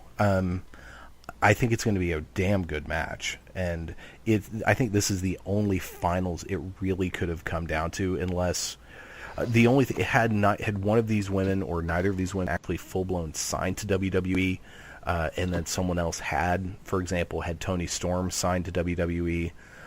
I could have seen her end up in the finals, but with this tournament, I don't see how anyone else could have been. I don't know though. I'm thinking about this. I'm like, I'm fine either way. I'm completely okay with either of these women winning. Going into this whole thing, I kind of figured Kairi Sane was going to win it. She was my top pick to win the whole thing from the get-go. Yes. But having watched it, I'm like, Shayna Baszler, man. And maybe, do they tease at something between, the horsewomen, and just basically as a, they've planted the seed, and then this turns into a Baszler-Sane feud in NXT? Because, Baszler could probably go straight to the main roster right now and be fine, but she would do better with some time in NXT. I agree. Because if Mike Bennett has taught us anything, it's that the WWE audience needs time to adjust to some of these people, and AJ Styles was a fluke. The audience needs to be built up through NXT. Even if the majority of the people who watch Raw don't watch NXT, NXT at least creates a buzz, and they see clips on YouTube. Yeah, I can see that. AJ Styles was no fluke. He was the best. Well, yeah, as far as a fluke, no one. Right. I don't think you're ever going to be able to get someone just show up on the main roster again and immediately go over the way he has. He debuted in Orlando too, so which that helps. Was a big, which at anymore is the smarkiest of smarkies towns. Yeah. It's definitely going to be.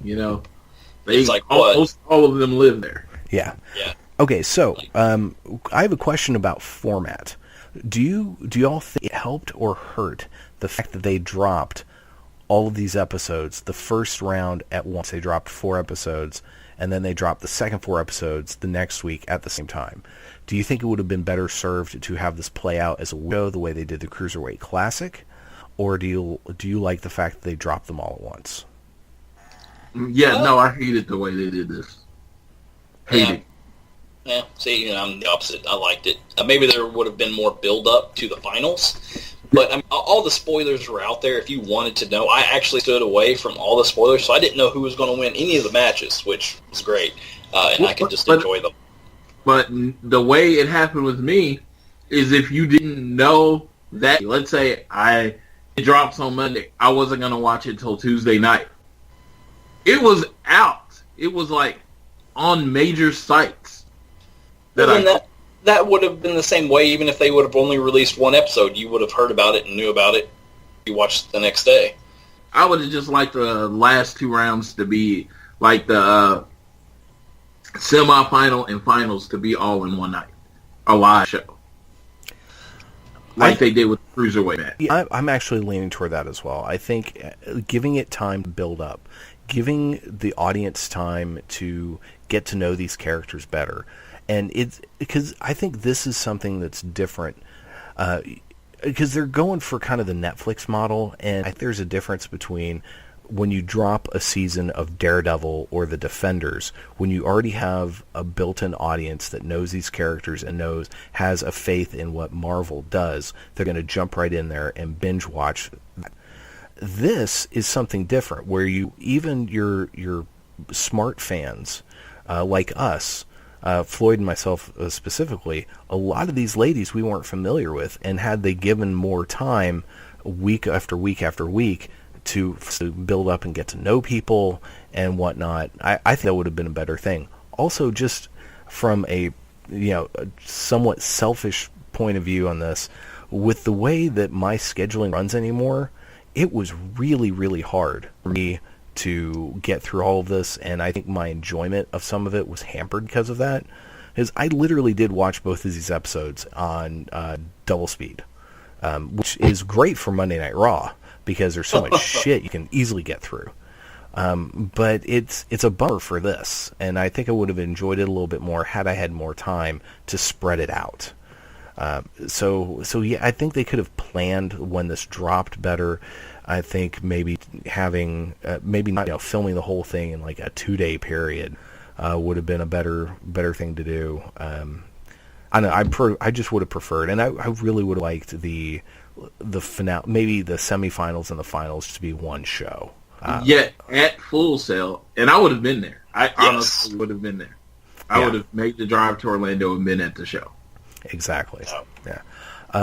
So let's go ahead and talk about who we think signed and who we think will sign. So now from the first round, Rusty, you mentioned Jazzy as one that you think, Gabbert. Yeah. Was there anyone else for both of you from the first round that did not move on that you think should stay in NXT?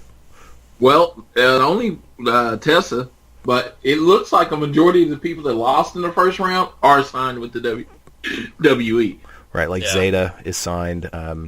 What about Vanessa Warren, Zia Lee, Zeta, Crazy Mary, i.e. Sarah Logan.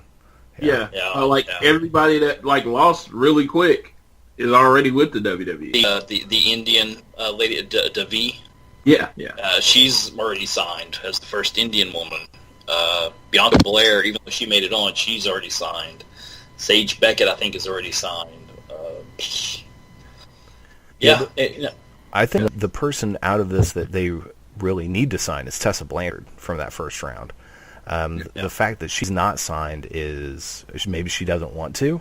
I don't know, but yeah, she's a hell of a talent. Maybe she wants them to pay her what she makes on the indies, which is probably more than the starting salary of the WWE, because she works quite a bit. That's true. So yeah, I think my picks would be the same, just Jazzy Gazabert and Blanchard. Yeah, in there.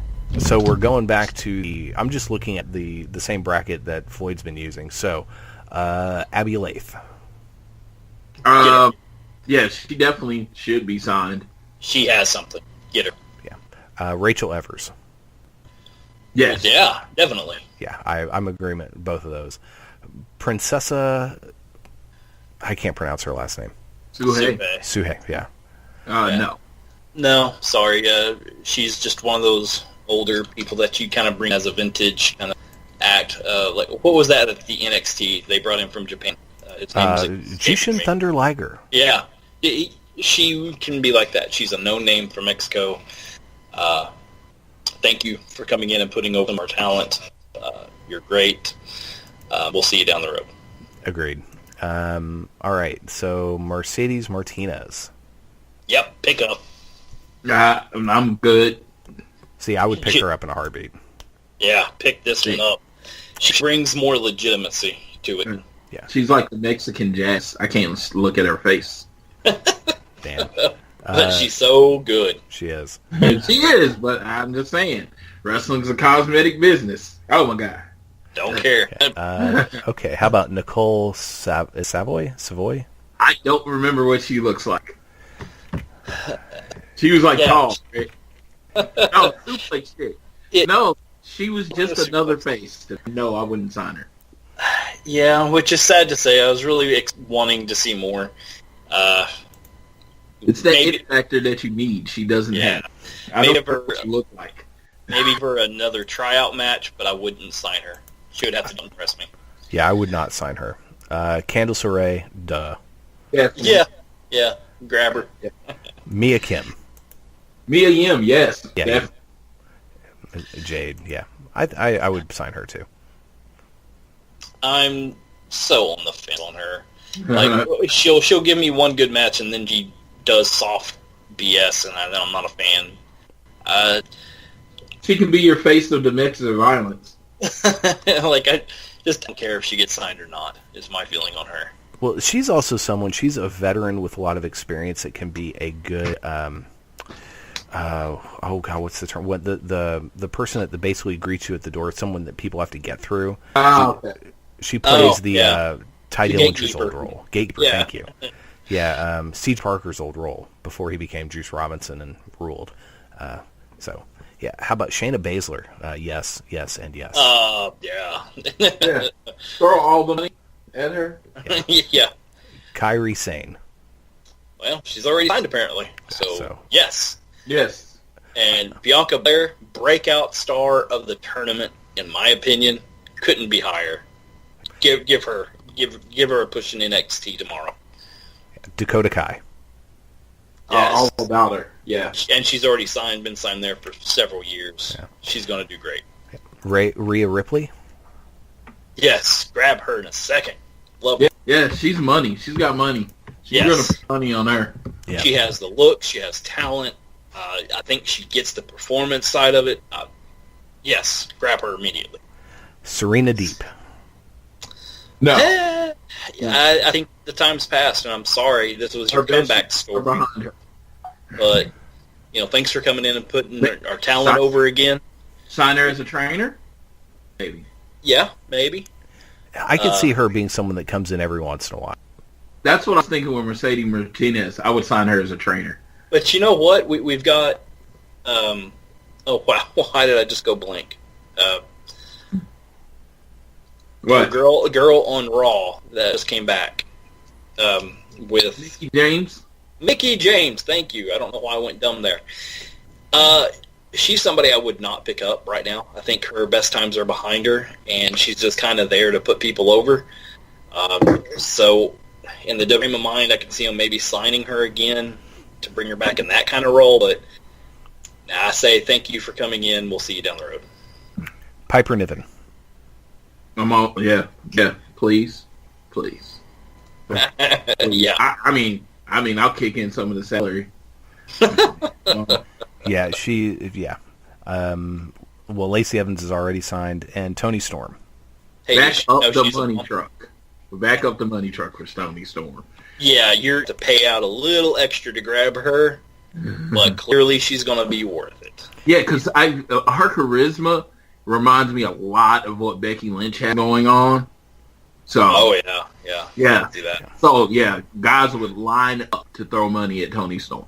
Yeah, I think the ones coming out of this, the ones who could be your real potential super breakout stars are Toni Storm, Kairi Sane, and Shayna Baszler, with Piper Niven in a close second. So those are the ones I think are the big ones you definitely have to sign. Of the ones who aren't already signed. But yeah, Toni Storm, lots of money. Send her lots of money. So I find this interesting that we only found 4 people from the second round. Oh, so out of 16 girls, we found 4 of them that wasn't worth signing. Yeah. Now, most of them clearly are already signed, but still, that's amazing that there's 12 girls right there. I didn't think dropping the 4 was talent level. I just I'd rather have the other people other than them, and I don't have a spot for those 4. Right, yeah. Which brings me to one last final question I think we should ponder before we get out of here. With NXT, how obviously NXT does women's wrestling right, do you think it would be a good idea for WWE to, kind of like they've done with the men, you've got Cassius Ohno in NXT, who is never, ever, ever, ever going to sniff Raw or SmackDown. He might be lucky to show up in a Royal Rumble someday. That's probably never going to happen. Maybe an Andre the Giant Memorial Battle Royal. Maybe. Highly doubtful. Do you think they're going to do something with NXT where they create just burgeoning women's division and they just say, okay, you know what? We know Vince doesn't know what the fuck he's doing, so we're just still going to sign these people and we're going to make something special here. And some of them are going to go up to Raw and SmackDown and may do well and may not. They could. They could totally do that. In fact, they did do that before. You know, we had Charlotte and Sasha Banks and crap, I'm having a hard time with names today. Becky. Help me out. Becky Lynch. Bam, you know, they was all down there, and then they ripped all of them at once up to the main roster. And then there was like this hole in NXT where we didn't have any females. We had Bayley, and then these other girls. Who are they again? Kind of feeling down there. And, you know, of course, over time we've had that replaced, which is great. But, yeah, we could totally have a big females-women division and get some of these girls going. So if they did that and they were trying to do an expanded division with the women's division, and I've heard they were going to switch the UK title to the NXT UK title just because they're scrapping the UK division, would you like to see NXT go to an hour and a half, maybe 2 hours? I would almost actually prefer a second show. Like we have NXT on Wednesday, and I don't think the network has anything on Thursdays. Give us like NXT Thursday or NXT Women Thursday or something like that. So if we all the women we talked about, if they signed all of them, and then in fact you mentioned how there were 4 people that came into this tournament really that we were like no, and even those we could keep around, at least 4 from the round 2 on. You sign all of these. I could almost see having a second NXT women's show. I would. Especially with with people we already have there, like Ember Moon and the Icon ones, and so on and so forth. We could have another show. Yeah, I'm just not. You don't want to call one NXT and then NXT Women, and I don't know even if you to make it brand it something different, because there are the 2 of the most important places that women wrestle in. Outside of WWE are Shimmer. Well, there are 3: Shimmer, Shine, and Stardom, and all 3 of those are kind of separate, independent organizations that aren't a women's division of somewhere else. Like New Japan does not have women's wrestling. Ring of Honor has the Women of Honor, but you'll be damned if you find that on Ring of Honor very often. Right. So, I mean, maybe. So, I don't know. Maybe we make NXT 2 hours a weekly show, but we showcase a couple more extra women's matches, but we also have the men on there as well, and we just have one episode one day and one episode second day. I don't think we need it to be a 2-hour show, though. If I'm going to err one way or the other, I would just leave it alone and make that way you don't see everyone every week, and it makes everyone more special. To me, if you're going to do a second hour. If you're going to separate the women's show, give the women their own show, then you almost need to you need a separate name, or make NXT give each show its own name. So make it NXT : whatever the name of the men's show is, NXT : whatever the name of the women's show is. And if you sign all these ladies, then you're probably going to need to make either a secondary title or a tag team title. And because, with the UK title is going to perfectly fit that role of the needed secondary title that NXT has needed for the men for a long time. So that's going to work nicely, I think, as that secondary belt. But if you're gonna give the women their own show, they need more than one title to fight over. Especially if it is going to be something that is, they don't show up on the Wednesday night show. So there's just logistics I'm not sure about. And I love the current NXT format, so I'm also scared of fucking with that too much. All right. Yeah. Man, those are some unique problems that I haven't really even thought of yet. That's more the business side. I'm just like the entertainment side. I want as much NXT as I can get. I want as much Triple H controlled programming as I can get. Yeah, that's why I like the idea of a 2-hour show, but just make me 2 separate episodes for the 2-hour show. So one on Wednesday, one on Thursday, or something along those lines. Yeah, you could have NXT Night 1, NXT Night 2 each week. Yeah. And then that way we could have more matches, more UK matches, just another 1 or 2 female matches, and then the guys are on there too. I like that idea, I think, right now. And it would keep, because if the problem with separating them is you don't know what the unexpected consequences of that would be and how people would interpret that, because you just don't know. So I would rather them move to having 2 1-hour episodes of NXT a week. NXT Wednesdays, NXT Fridays. So who knows what. That'd be great. And so that's the way I would. If we're going to need to expand it, which we probably are, with the amount of talent that they're going to bring in from this, then have NXT Wednesday, NXT Friday, and it features solid hours of NXT on Wednesday. I mean, sure, yeah. It's a network show. You still have a whole week to watch it anyway. It's not like you have to watch it from 7 to 9 on Wednesday. You release the show from 7 to 9 on Wednesday, and then you watch it sometime the next week. Nothing different than what you're doing, except you get 2 hours instead of 1. That would probably be the better answer. As long as there's just so many. Well, and Raw was good for a long time. It was 2 hours. SmackDown is good at 2 hours. That's why I was saying like an hour and a half. I know it's a weird number, but when you're doing it on when you're releasing it, it doesn't really matter. Just every episode of NXT is like a supersized episode. I wouldn't want to go full 2 hours because that's how long the pay-per-views are. Yeah, that actually, 90 minutes is probably a good time, and you could do 30 minutes of before after of freaking who knows what. Whatever. It honestly doesn't matter because I know like 10 people that watch NXT Live every week. Most people just watch it when they have time because it's just released at 7 on Wednesday. I don't even watch it at 7. I generally watch it sometime Thursday morning before it's time to go home. I did want to bring up one thing that we didn't mention during our talks was the first female referee since the Jessica R, I believe her name was. Oh, she was great. I enjoyed her a lot. You know what? I didn't notice her, so that's great. See, and then I actually did, and I didn't know if I noticed her because she's still kind of a green ref doing her thing. And I noticed in NXT the referees are more animated, more up in their face. Hey, do you want to give up? Hey, are you okay? This kind of thing. I don't know if she was just kind of a little bit more green to me, or was it the fact that it was a female that distracted me? I don't know. I thought she did a great job. I'm excited to see her in the future, but I just kind of wanted to give her a shout out.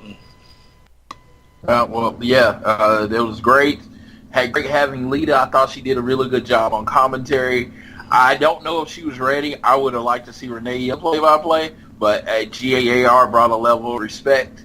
I just thought it was a really good shout out to women's wrestling, women's athletics. I'm all about it. It was a good day. Yeah. So, good thing.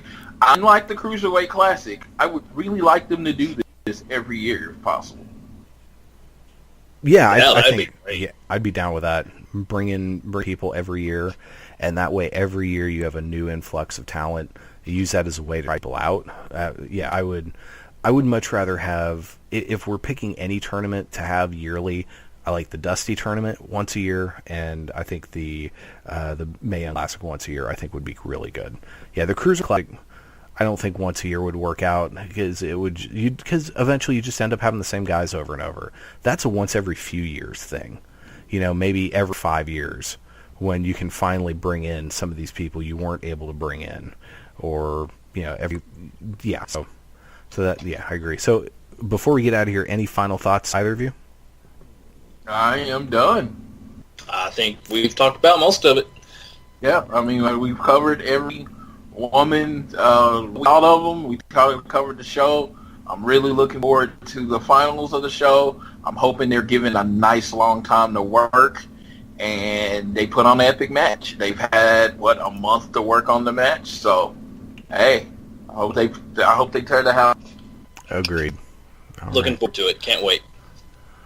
All right, well, this has been an Around the Ring Extra. We appreciate everyone listening in. Don't forget, we do have our contest going on right now, so head over to Around the Ring on Facebook. You can find us at facebook.com/Around the Ring OK.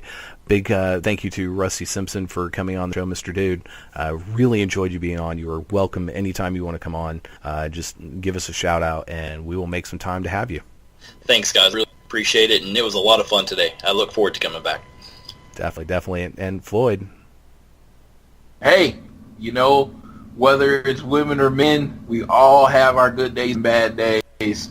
Just remember, this is all a work. Remember to kick out at 2.